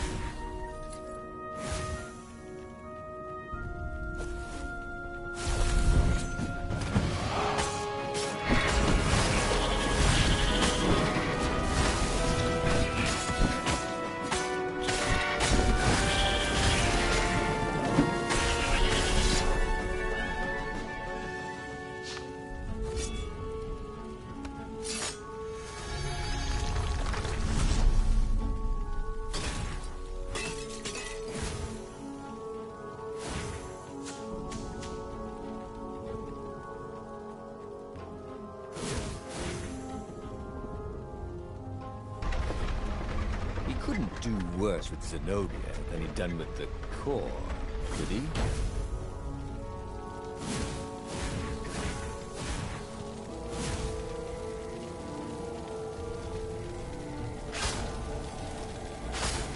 Boy, if looks could kill.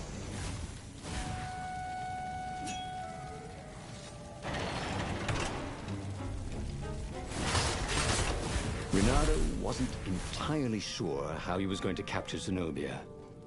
She'd be expecting him. And he didn't have Lapino to cook up a clever plan. Why was it again that he hadn't got the core? Maybe because the result tended to be disastrous. These streets were familiar. The Swordfu School was closed now, but he had been down that street 1,000 times. He knew that pub. He knew that alley. He knew the alley behind it much too well. No wonder Zenobia had chosen to invade this island herself.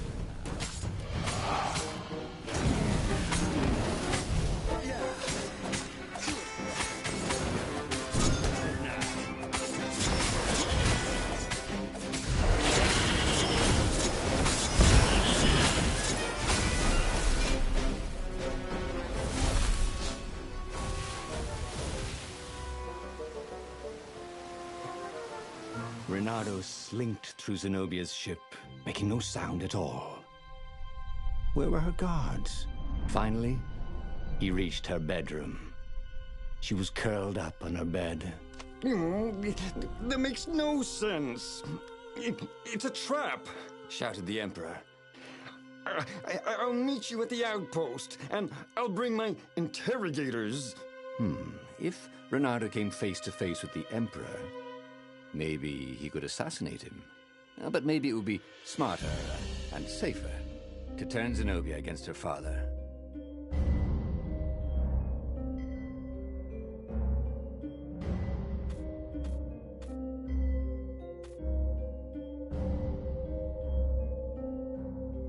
You're lying, she said.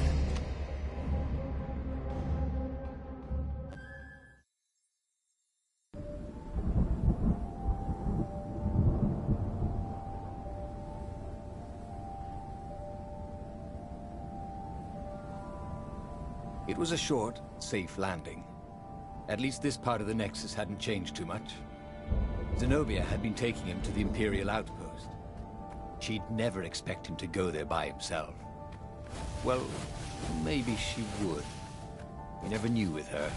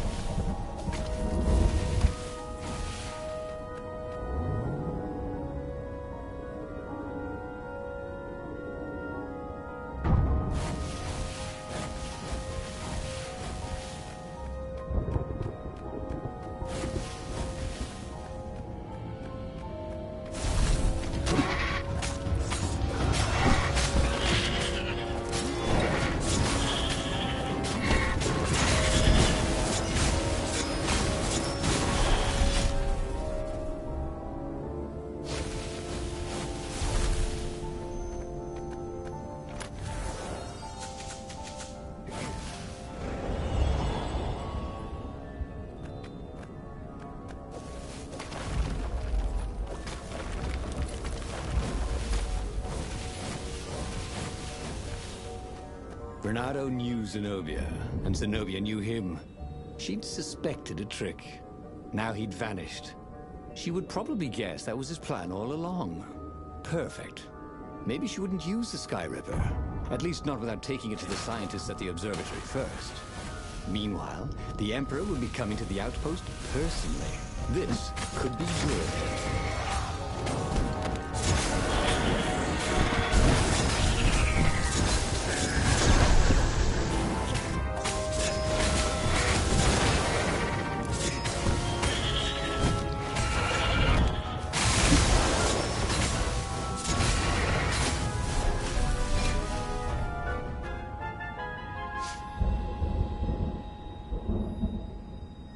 Renato was face to face with the Emperor's bodyguard.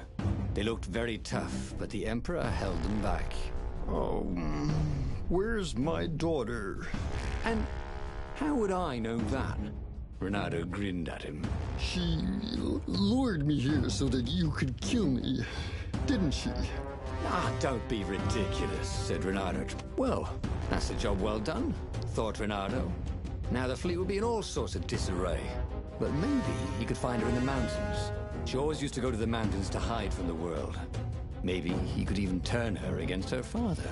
Or maybe he could reap the benefits of the chaos he had sown.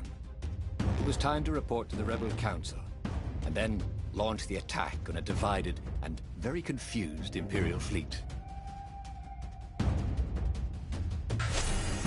Renato felt very clever indeed.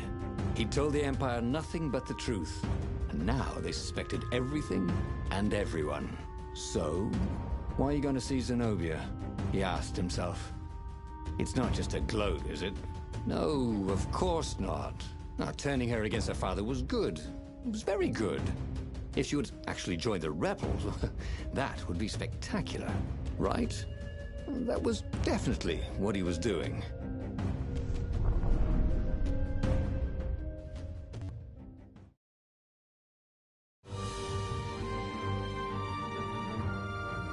He wondered if he should have just told her the truth about her father. The Emperor had adopted her from a stray. That was the source of all her loyalty. But even then, he'd been dreaming of a bargain with the lost gods. They alone could make him immortal. The Emperor would have to seal that bargain with the life of someone who truly loved him. And who else truly loves the Emperor? But how could Leonardo tell her that now? Why would she ever believe him?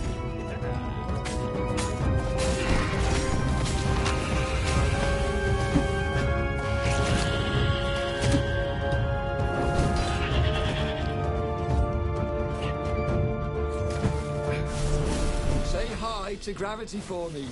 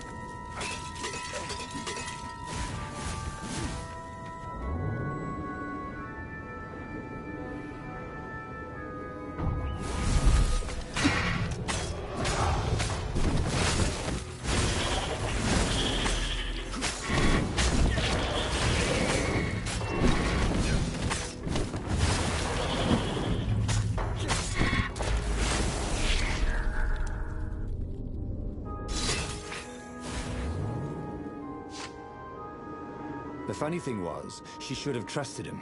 He told her the truth, the whole truth, and nothing but the truth. Oh, all right. The truth was, he'd played her like a fiddle. And how often had he ever done that? She was so smart. Smarter than him, really.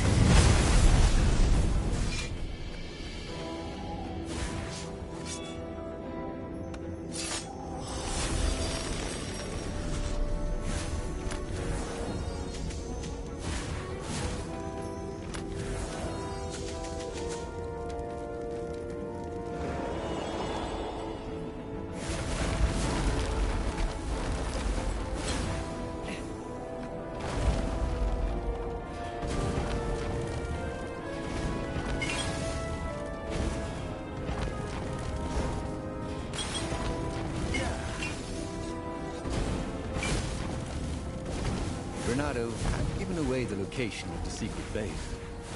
Fortunately, the Emperor thought it was all a trap. He even mistrusted his own daughter. Renato couldn't have done better if he'd planned it.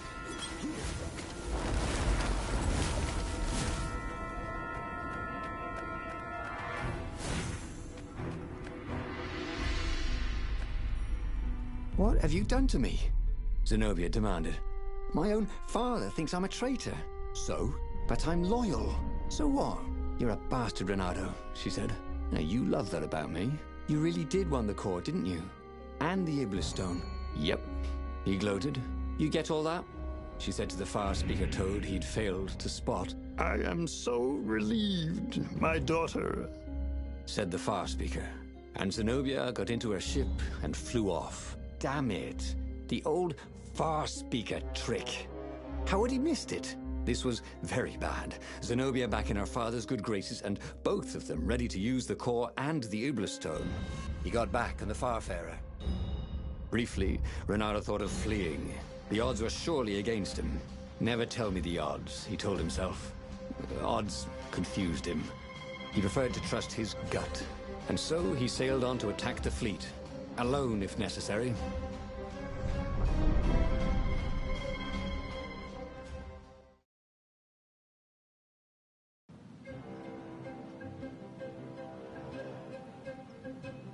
There were not many rebels here, and they were disorganized. The Empire had obviously attacked the secret base, the formerly secret base whose location Renato had so helpfully pinpointed on a map. There was still time to turn around, wasn't there? But Renato hated turning around. Heroes don't turn around, they just own their screw-ups and turn them into impossible victories, right?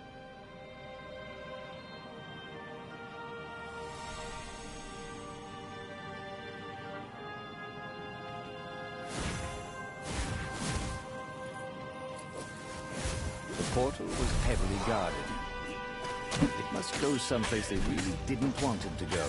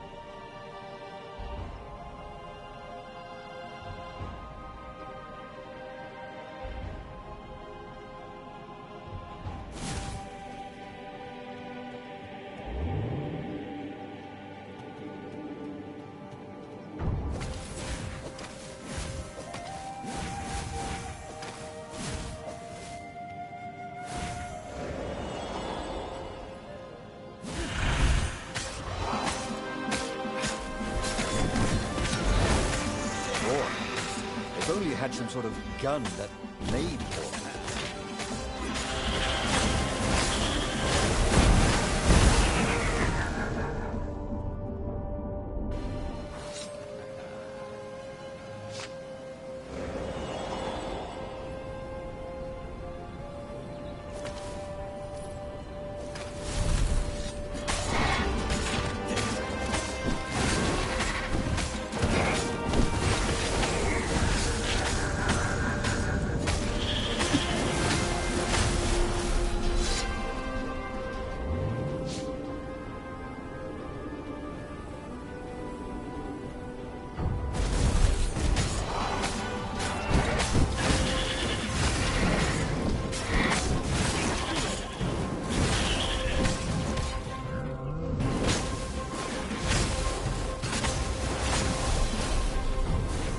The odd thing was, Bernardo's personal battle was going fairly well.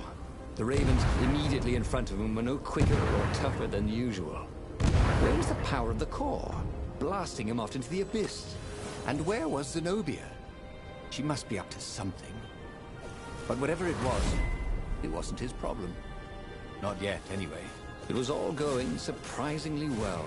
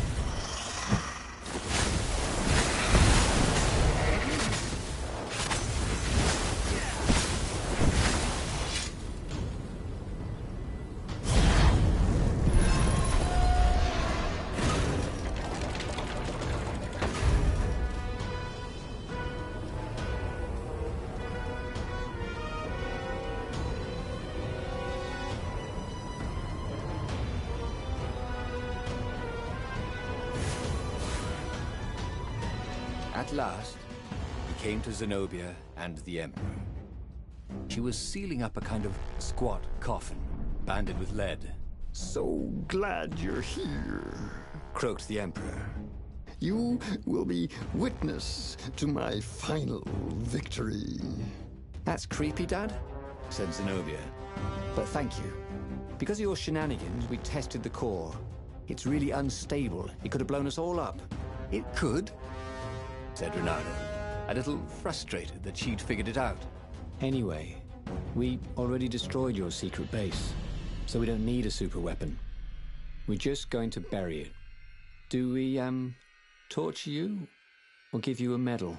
Sometime later, Renato got an invitation to attend the Emperor's ritual sacrifice of his daughter. They took him out of his dungeon cell and gave him all his medals to wear.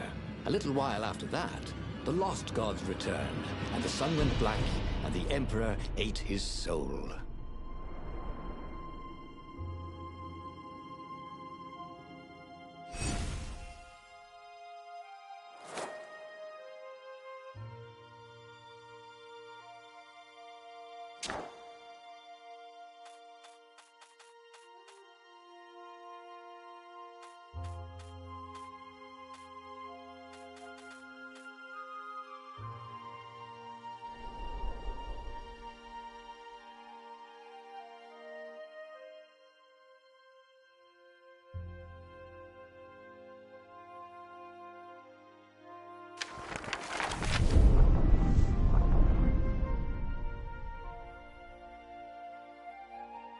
The clouds parted over the Isles of Boreas.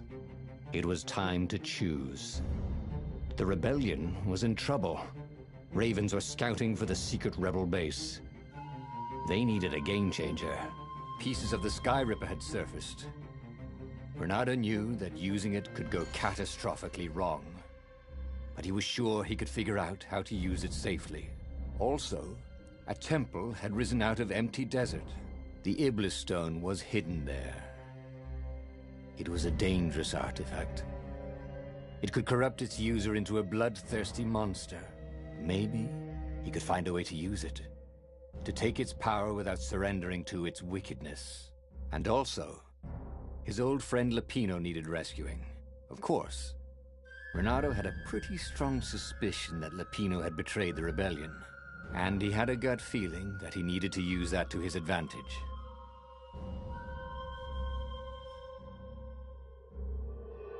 Renato finally realized that Lapino was a traitor to the cause. And maybe Renato could use that somehow.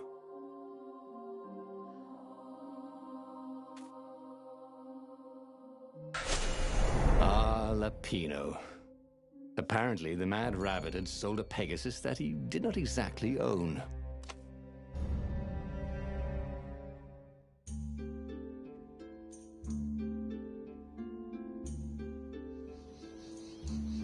Lapino had apparently managed to confuse the judge by arguing that he hadn't actually stolen a winged horse. He'd only sold it. But wait, where was the prison? The village was empty. Had everybody fled the Ravens?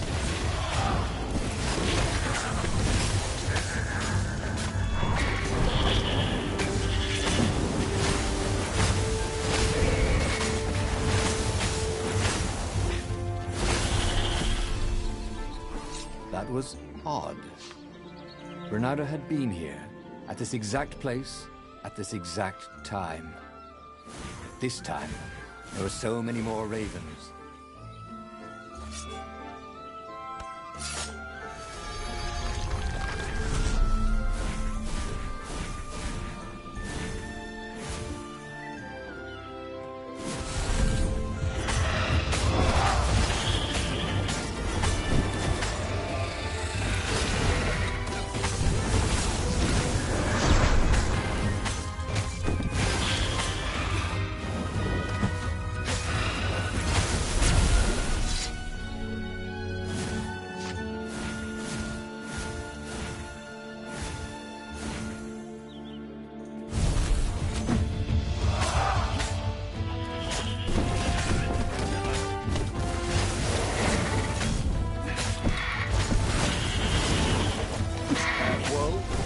space.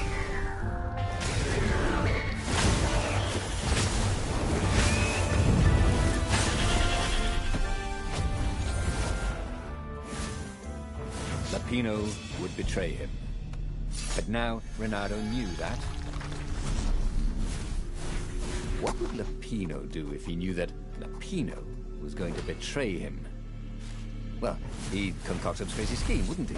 That used Lapino's betrayal against him and it would blow up in his face. Maybe he was overthinking this. Well, that would be a first.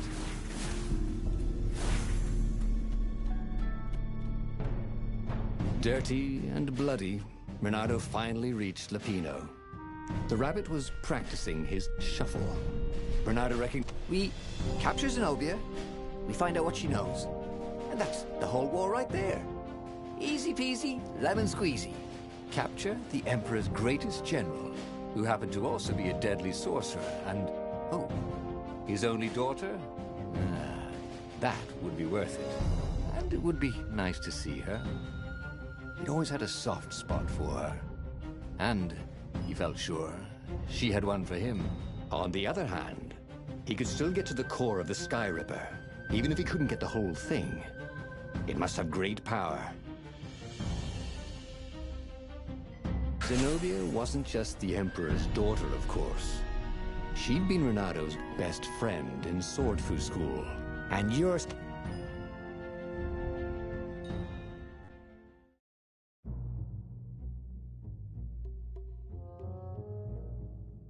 The city was already under Zenobia's control.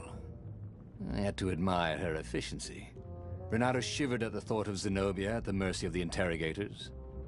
Could he really turn her over to them? But this was war. It wasn't meant to be pretty.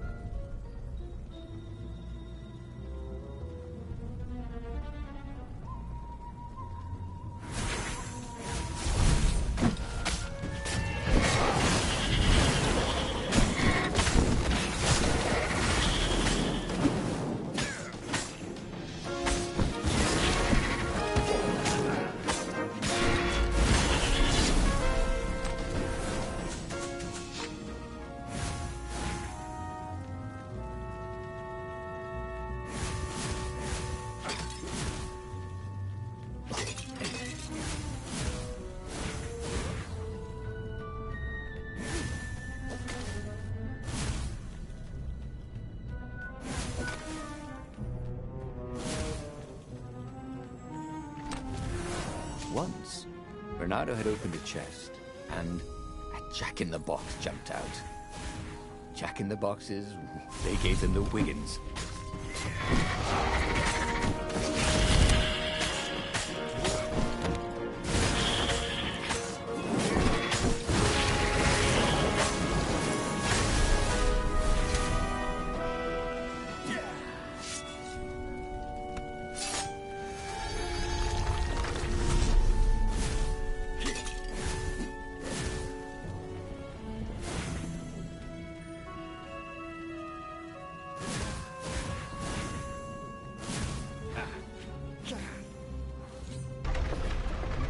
Why was Lapino urging him to capture Zenobia?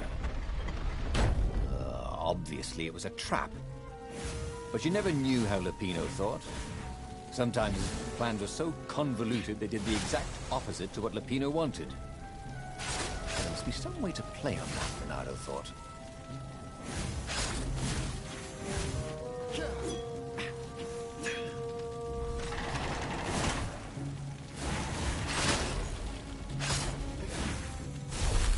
Well, the eyes have had it. So, what's this plan of yours? Use me as bait, said Lapino. And he outlined a slightly complicated plan that involved geese, a net, setting the Farfarer a little bit on fire, Lapino dressing as an old blind toad, and Renato hiding inside a monstrous watermelon. What could possibly go wrong? Thought Renato.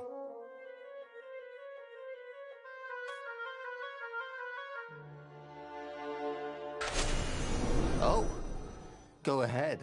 I'm sure you know better, said Lupino.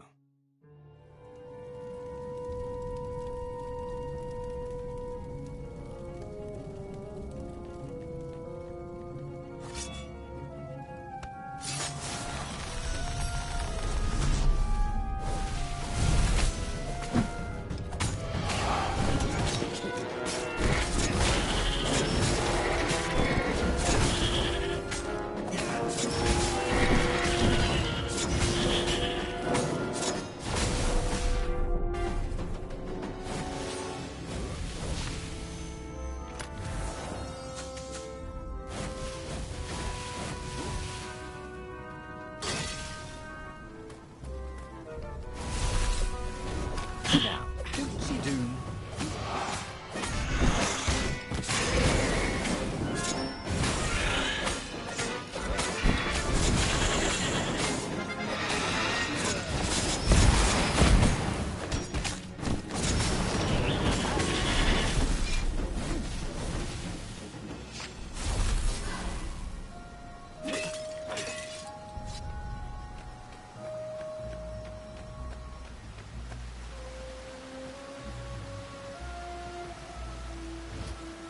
Renato slinked through Zenobia's ship, making no sound at all.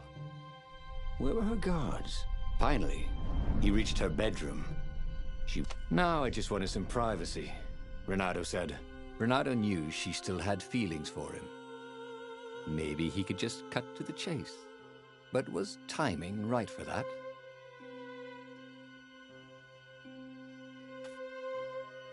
Did you ever wonder why the Emperor adopted you?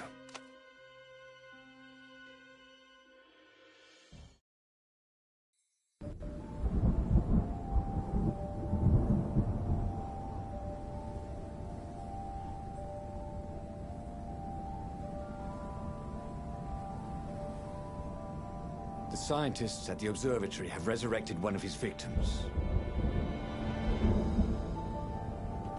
He knew the known knowns, and even some of the known unknowns. But he didn't know the unknown unknowns. You dig? The rebellion had started after atrocities that the Empire hushed up. Renato had rescued a priest whose order had been massacred for one book. He had slept in a burnt village. Dead kittens and puppies had come to tell him what the Emperor had done to them.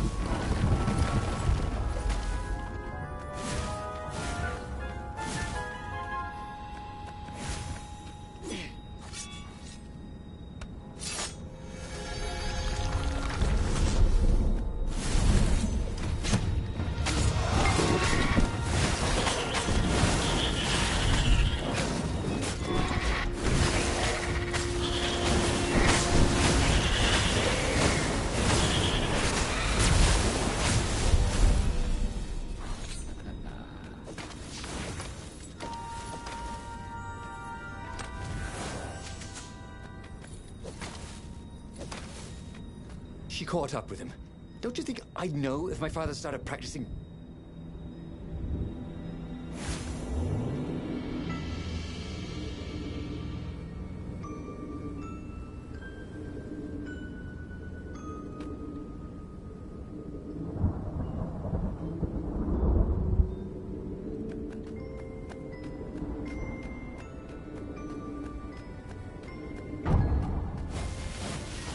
Renato had been searching for a way to save the rebellion. Lapino wanted to capture and interrogate Zenobia. But if he could show her proof of her father's madness, maybe she would join the rebellion.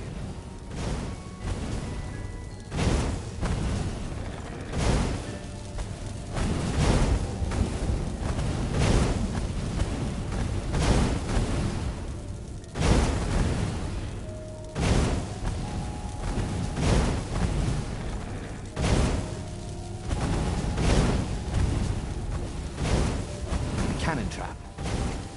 Who kept these things loaded anyway?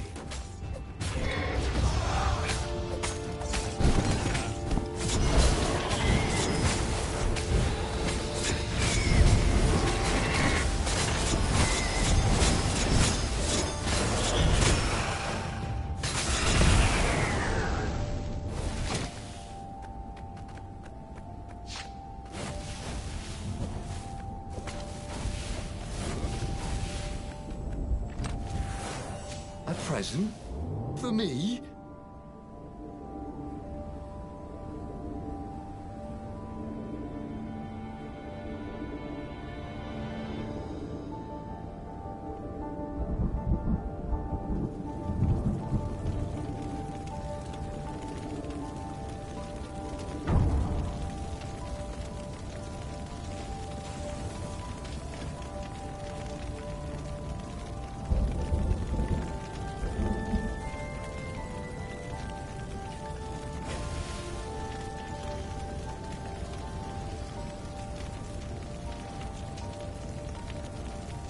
The observatory was a burning hulk.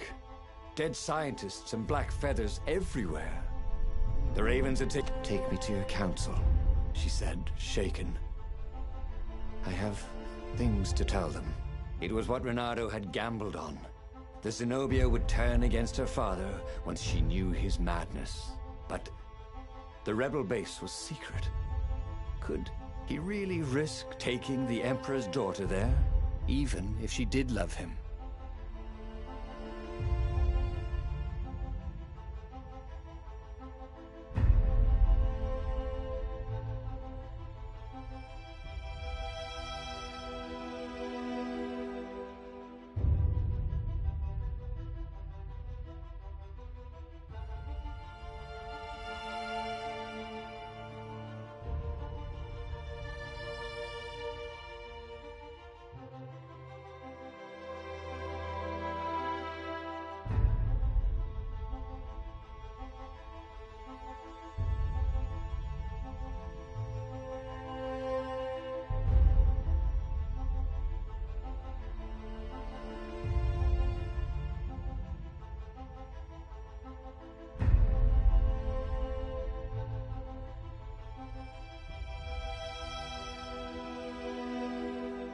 Renato reached Lapino by Farspeaker Toad.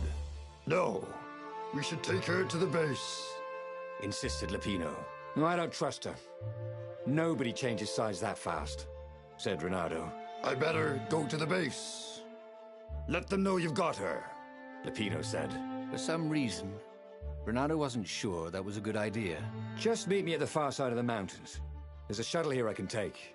Always has to be your way, doesn't it? Said Lapino.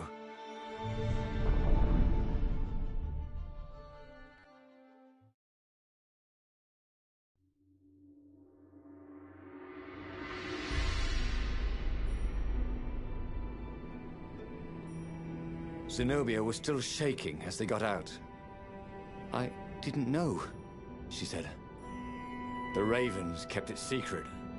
At first they sacrificed prisoners, then villages near the frontier, and then an orphanage. Kittens and puppies. Sometimes he'd come back to the palace and it was like there were glowing things behind his eyes. But I was so busy. I'll clear a path for us, Renato told Zenobia, so the Ravens don't see you.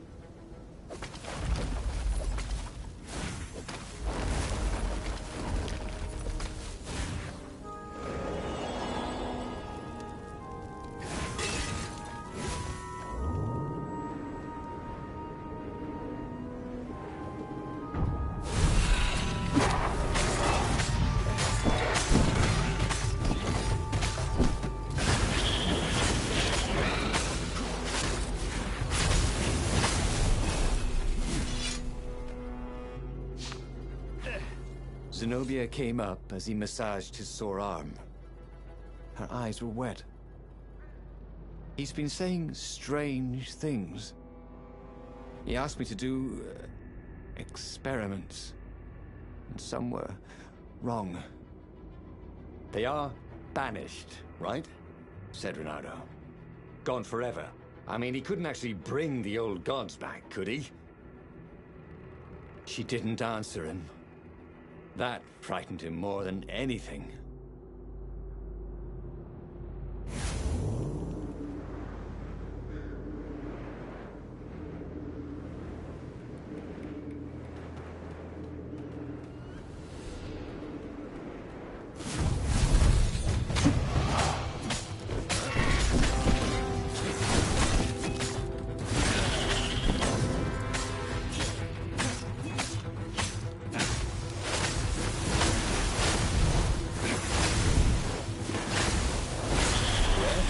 Now you're foxed.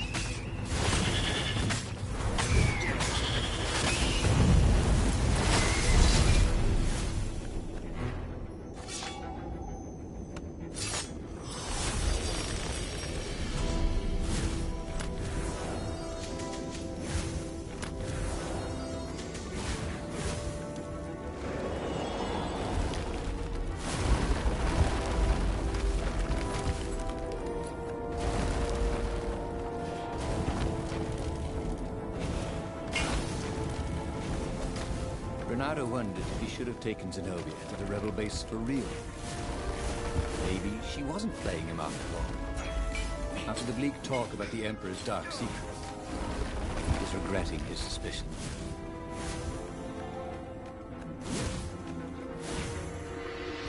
They came up on an empty shack. He gestured her in. "Where's the base?" she asked, confused. "I thought we could talk a bit first." Oh, you think I'm playing you? She was furious.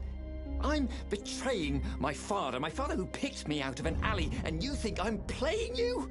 She lashed out. Her claws sliced fire into his face. Energy boiled in her other paw. But before she could kill him, he slashed his sword into her heart. She staggered. I could have loved you. You son of a bitch. And then she died. Renato stood there for hours, unable to move. Finally, a ship landed near him. Lapino had brought the Farfarer. On board the Farfarer, Lapino couldn't stop grinning. I can't believe you actually killed her. Why didn't I trust her? Renato said. All he could feel was emptiness. You killed the Emperor's daughter. You might want to run for it, if you care whether you live or die, that is. Since Renato didn't, he grabbed the wheel, and he sailed for the Imperial fleet.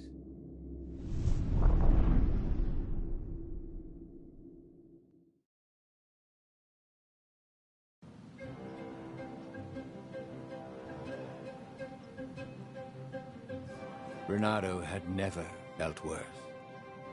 Zenobia had listened to him. He had trusted him. She had opened her eyes to her father's evil. Done everything he had hoped for. He had taken her to a dirty shack. Was he so used to lying that he couldn't trust even the girl he had always loved?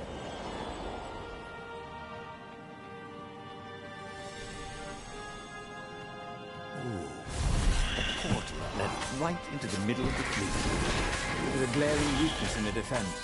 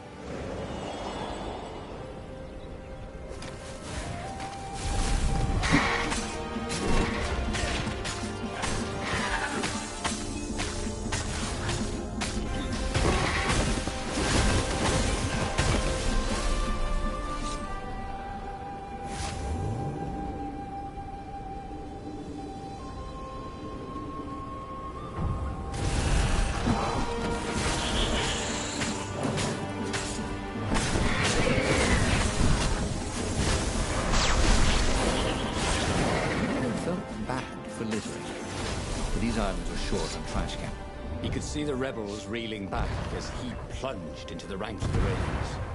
He'd had to kill the girl he loved. But he'd also blown the biggest opportunity they could have had to turn the Emperor's daughter against him. Oh, Renato could only laugh miserably. He was taking crazy chances now, swinging wildly. He expected the Ravens to take him at any moment, but they were running in fear. No one wants to fight a man who doesn't care if he lives. No one wants to fight a hero.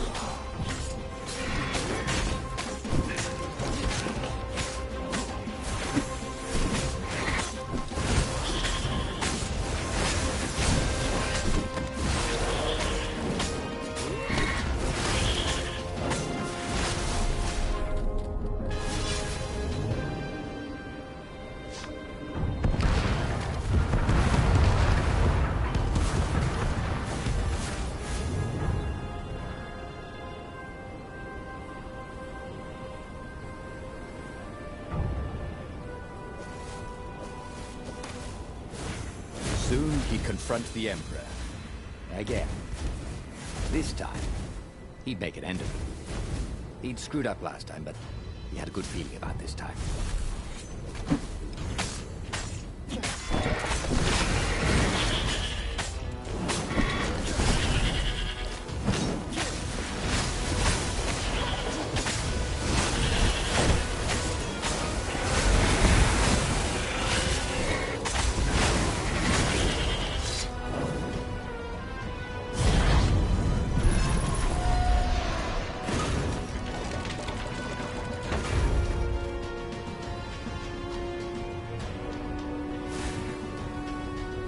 He was exhausted. Could barely think. He wanted to stop thinking.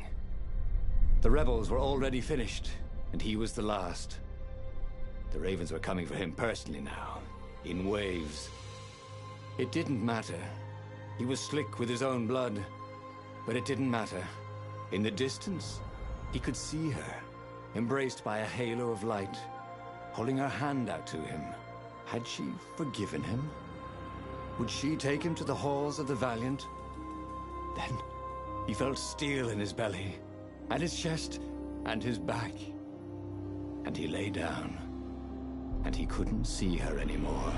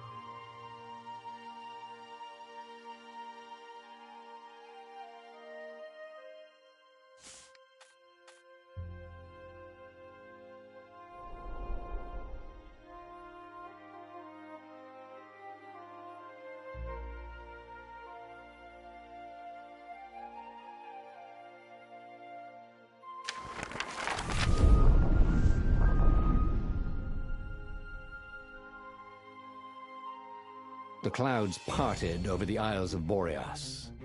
It was time to choose. The rebellion was in trouble. Ravens were scouting for the secret rebel base.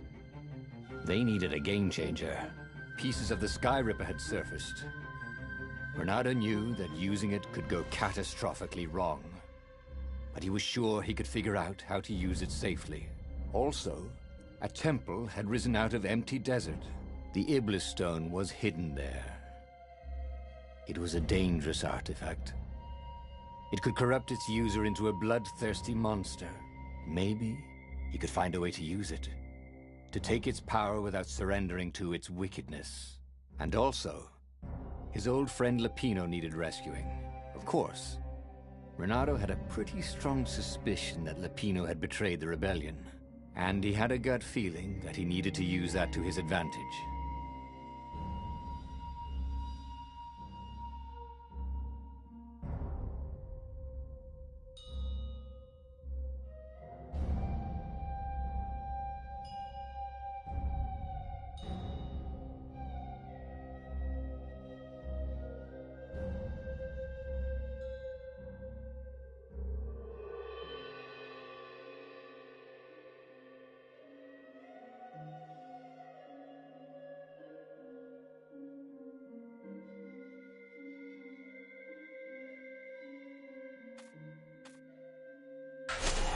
The island was windswept desert. No one went there except ostriches and ostrich hunters. The Iblis Stone. It would whisper promises in his ear, offer him power for blood. But this time, Bernardo was sure he could master it. And so, Bernardo went ostrich hunting.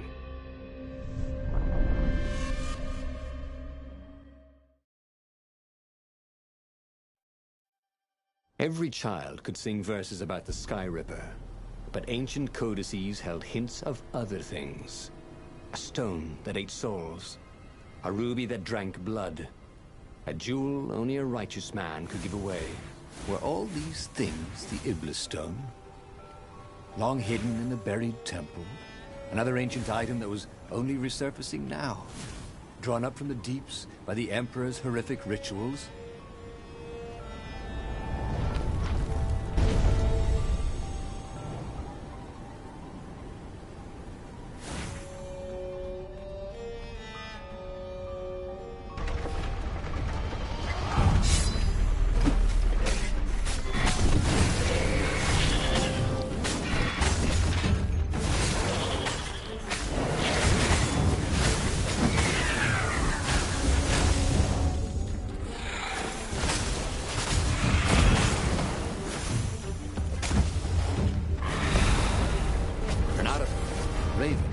already here.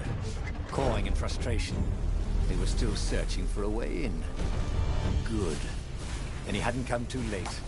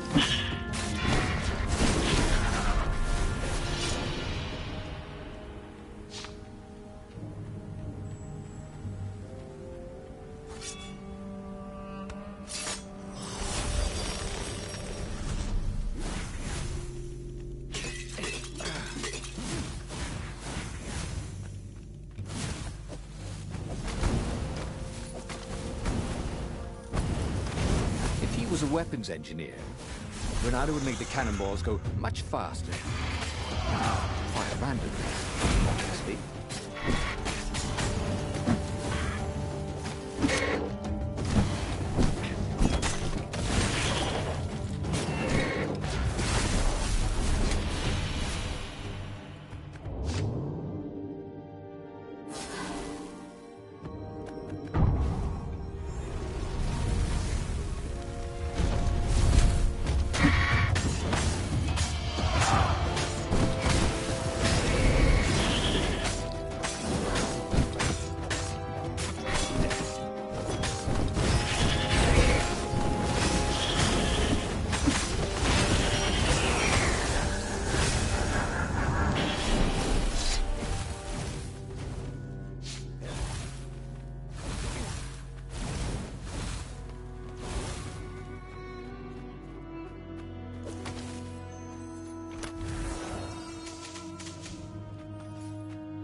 There had to be some way to use the Iblis stone.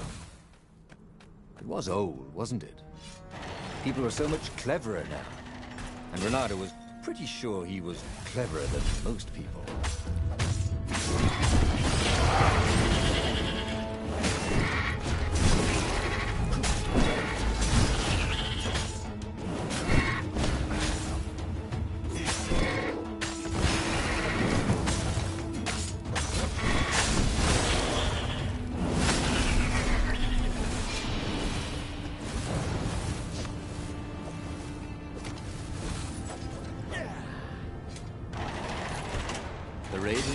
Could not get past this point.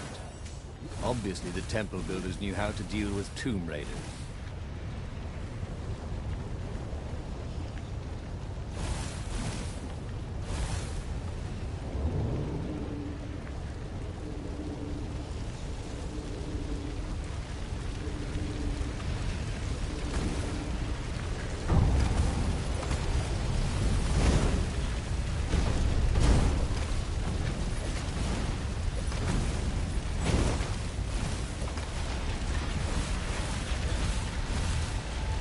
It was a stone of the purest blackness.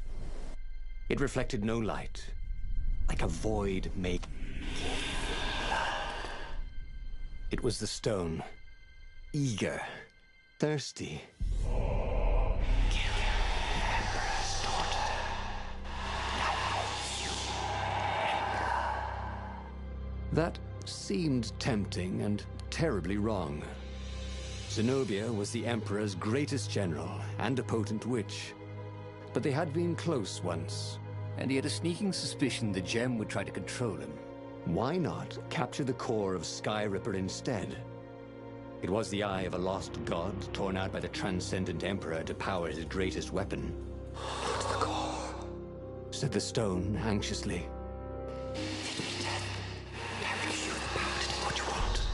But even though Renato knew how evil the gem was, he had a clever plan for dealing with it.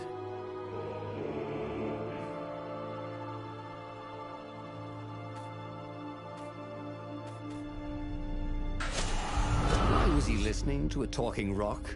Ah, but the rock had a point. If the stone could truly turn him into a powerful warrior, he could defeat the Emperor with the very weapon the wicked old toad had sought for himself. To be a hero, you had to sacrifice old friends sometimes, especially when they've become enemies.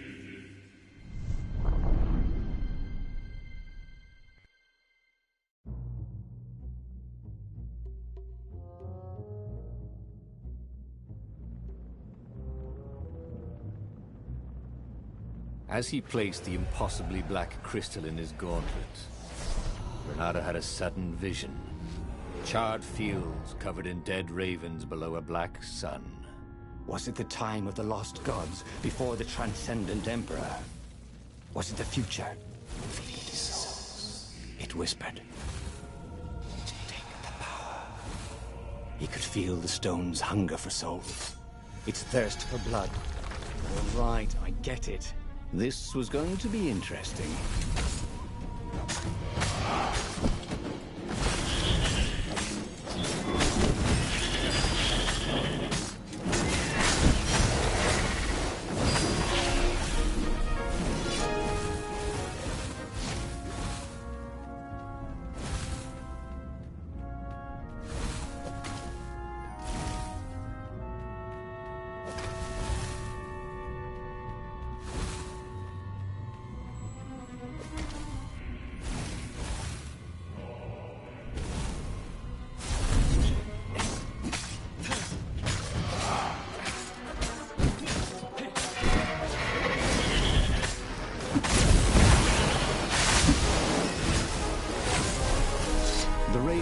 Zenobia's island were no match for Renato.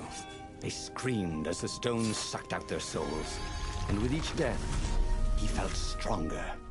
Take the power, the stone told him.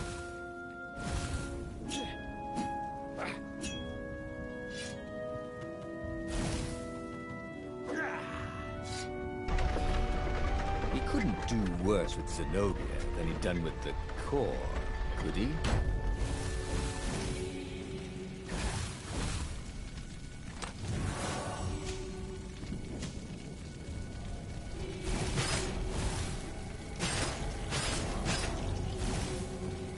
Anyone ever tell you have a lovely eye?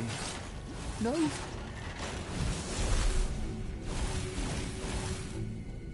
Zenobia was waiting for Renato. She was alone, confident as always.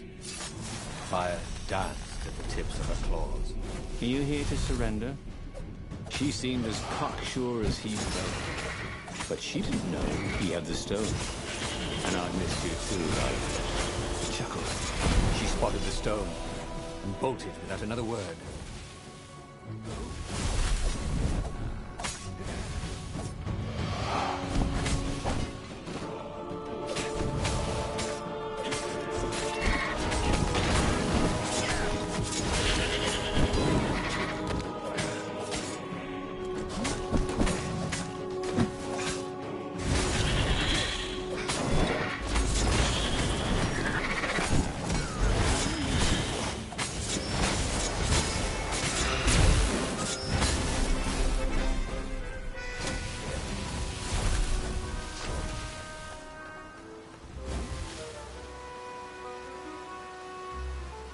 Finally, Renato caught up to her.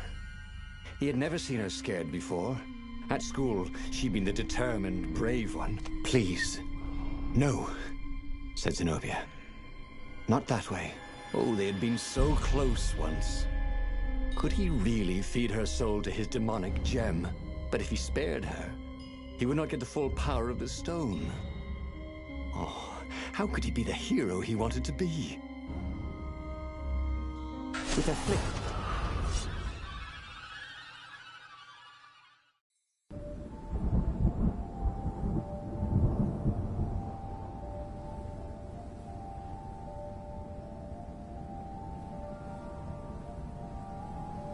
The Nexus was beautiful. He'd never realized how beautiful. Everything glowed. The wind was so sweet. The sun so soft. The stones so warm, the black raven feathers. Black feathers. Suddenly, his eyes are filled with it. He's falling through smoke, under a dead sun. A voice calls him home. Is this a vision? Whose? Is this the time of the lost gods? Or the future? No matter. What mattered now was killing his way to the Imperial outpost and challenging the Emperor from there.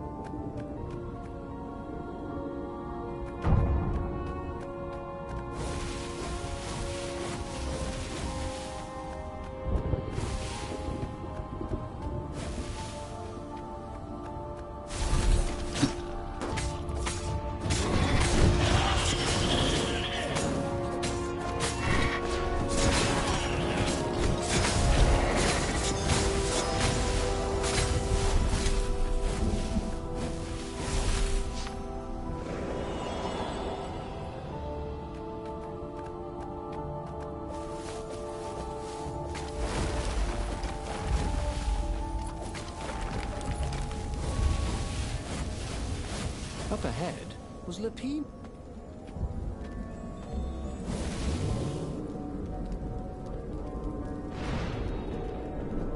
He'd go to the outpost, use their far speaker, tell the Emperor what he'd done, and then he'd go to the secret rebel base, let them know he was ready to lead them to victory.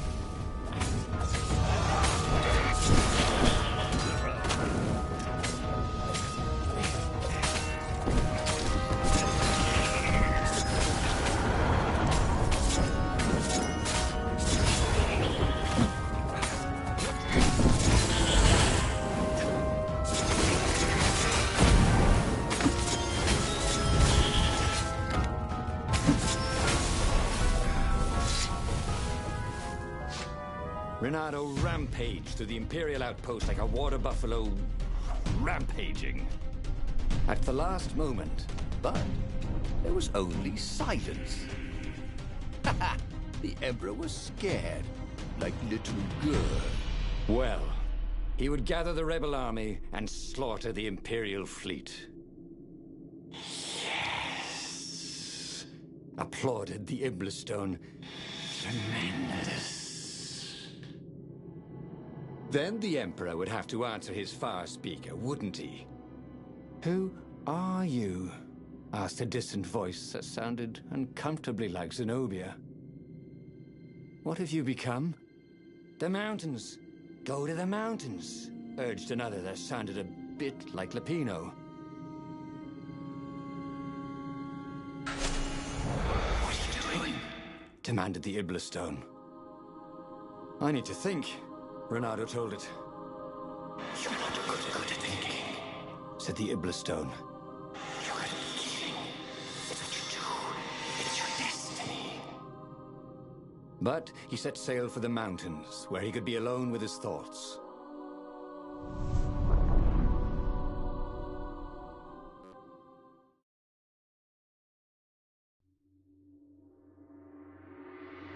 Why were there Raven Scouts here in the empty mountains? Was there nowhere he could find peace and quiet? There were other ravens here too. Shadowy ones, transparent, lining the path. Ghosts.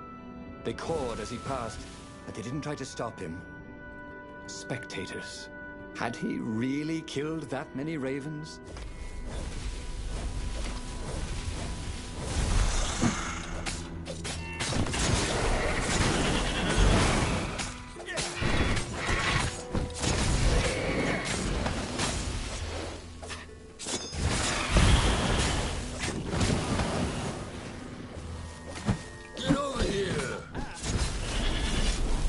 Saw her. Zenobia.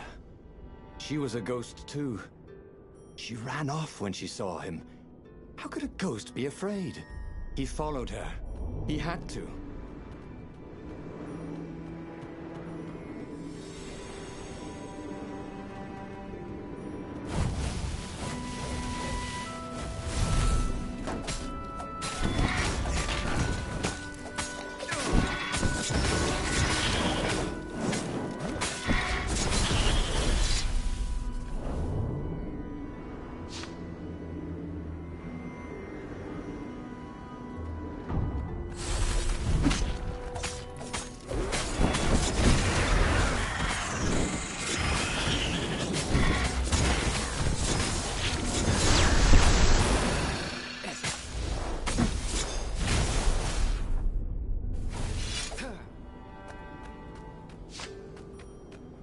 Renato followed Zenobia's ghost. Had he gone mad, seeing ghosts? Was she running from him or leading him somewhere? He'd come here to be alone, but he'd never been less alone in his life. Every raven he'd slain haunted these rocks. Was this who he was? A killer. He was terribly good at it. He was an adventurer. Or was that just another word for killer? You kill, whispered the stone. It is what you must. Destiny.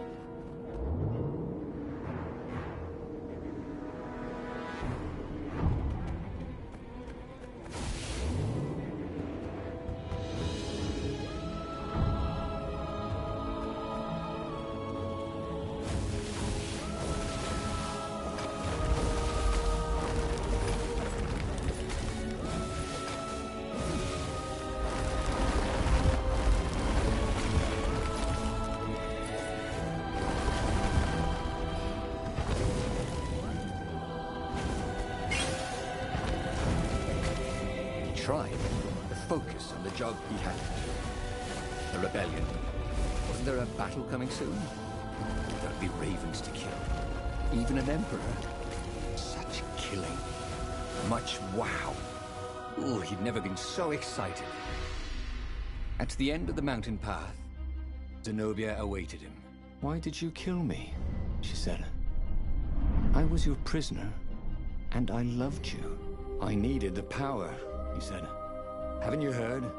There's a war on. Then what's your excuse for killing me? Asked his old friend Lapino, stepping out of the shadows. Because the filthy traitor? Said Renato. For once, Lapino didn't reply. The demon has twisted you, said Zenobia. Abandon the stone. You've lost too much already. Her words bit deeper than any sword ever had. So he shook his head, and once again swung his blade through her and Lapino. It had to all mean something. If he gave up the stone now, he would have sacrificed Zenobia and Lapino for nothing. So, Renato set course for the Imperial fleet, where he would end it all. The Emperor, the war, the madness.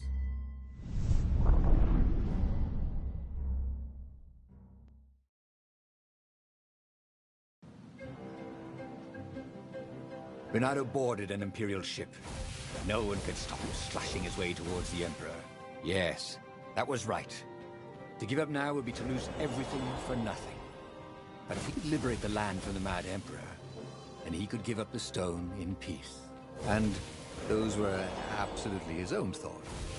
Not the stone manipulating him, right? Exulted the stone.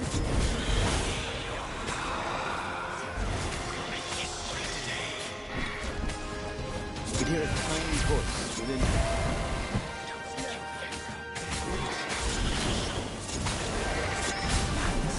I have to kill the Emperor, he told himself. That's what it meant to be a hero. To do what had to be done, no matter how terrible the cost. Yes. And then you can have peace.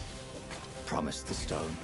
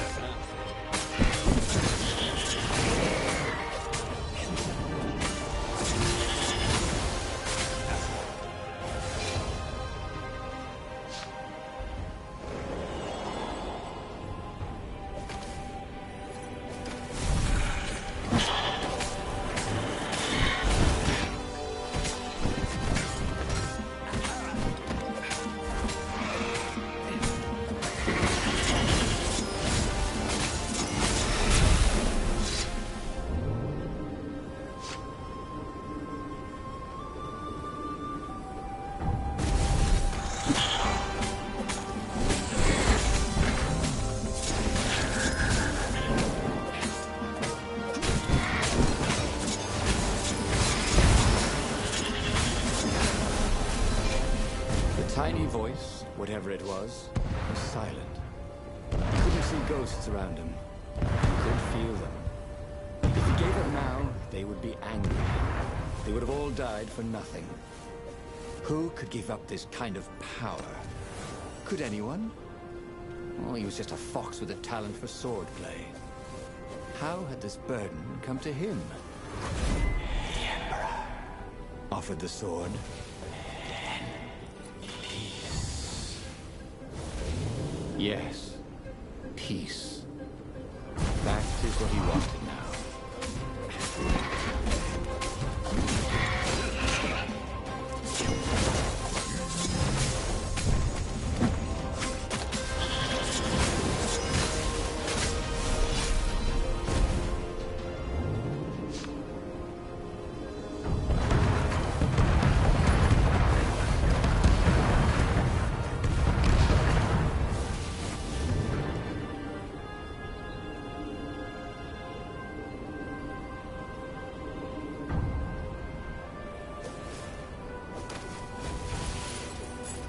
Soon he'd confront the Emperor.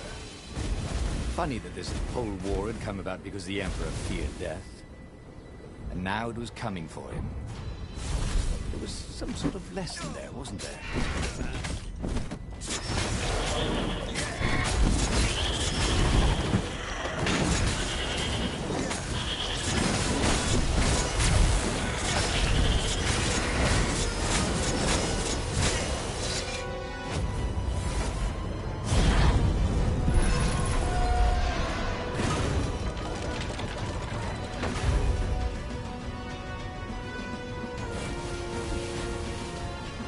The Emperor was cowering in front of his ship.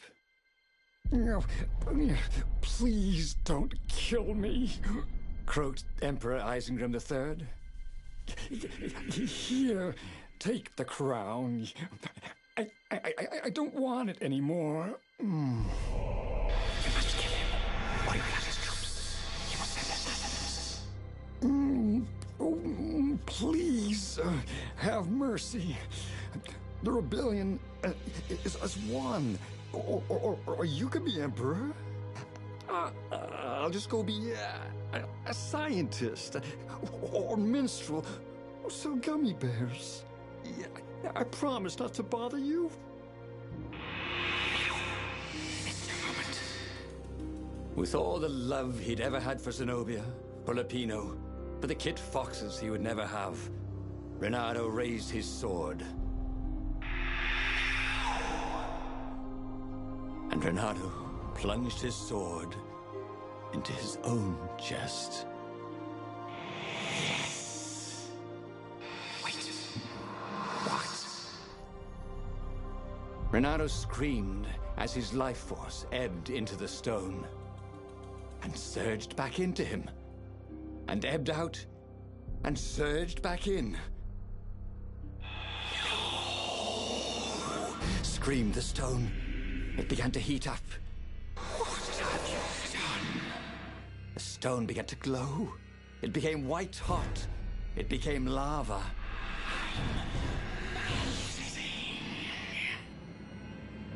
Nice knowing you, said Renato, as the lava ran like butter. And he died.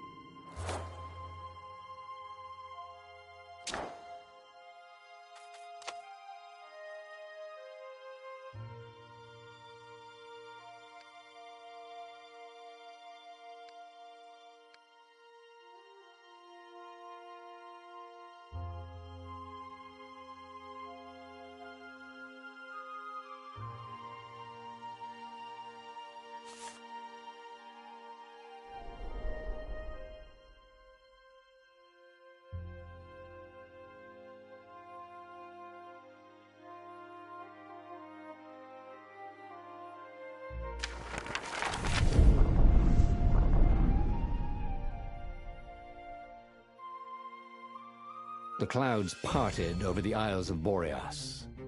It was time to choose. The rebellion was in trouble. Ravens were scouting for the secret rebel base. They needed a game changer. Pieces of the Sky Ripper had surfaced. Renato knew that using it could go catastrophically wrong, but he was sure he could figure out how to use it safely. Also, a temple had risen out of empty desert. The Iblis stone was hidden there. It was a dangerous artifact. It could corrupt its user into a bloodthirsty monster. Maybe he could find a way to use it, to take its power without surrendering to its wickedness. And also, his old friend Lapino needed rescuing. Of course, Renato had a pretty strong suspicion that Lapino had betrayed the rebellion, and he had a gut feeling that he needed to use that to his advantage.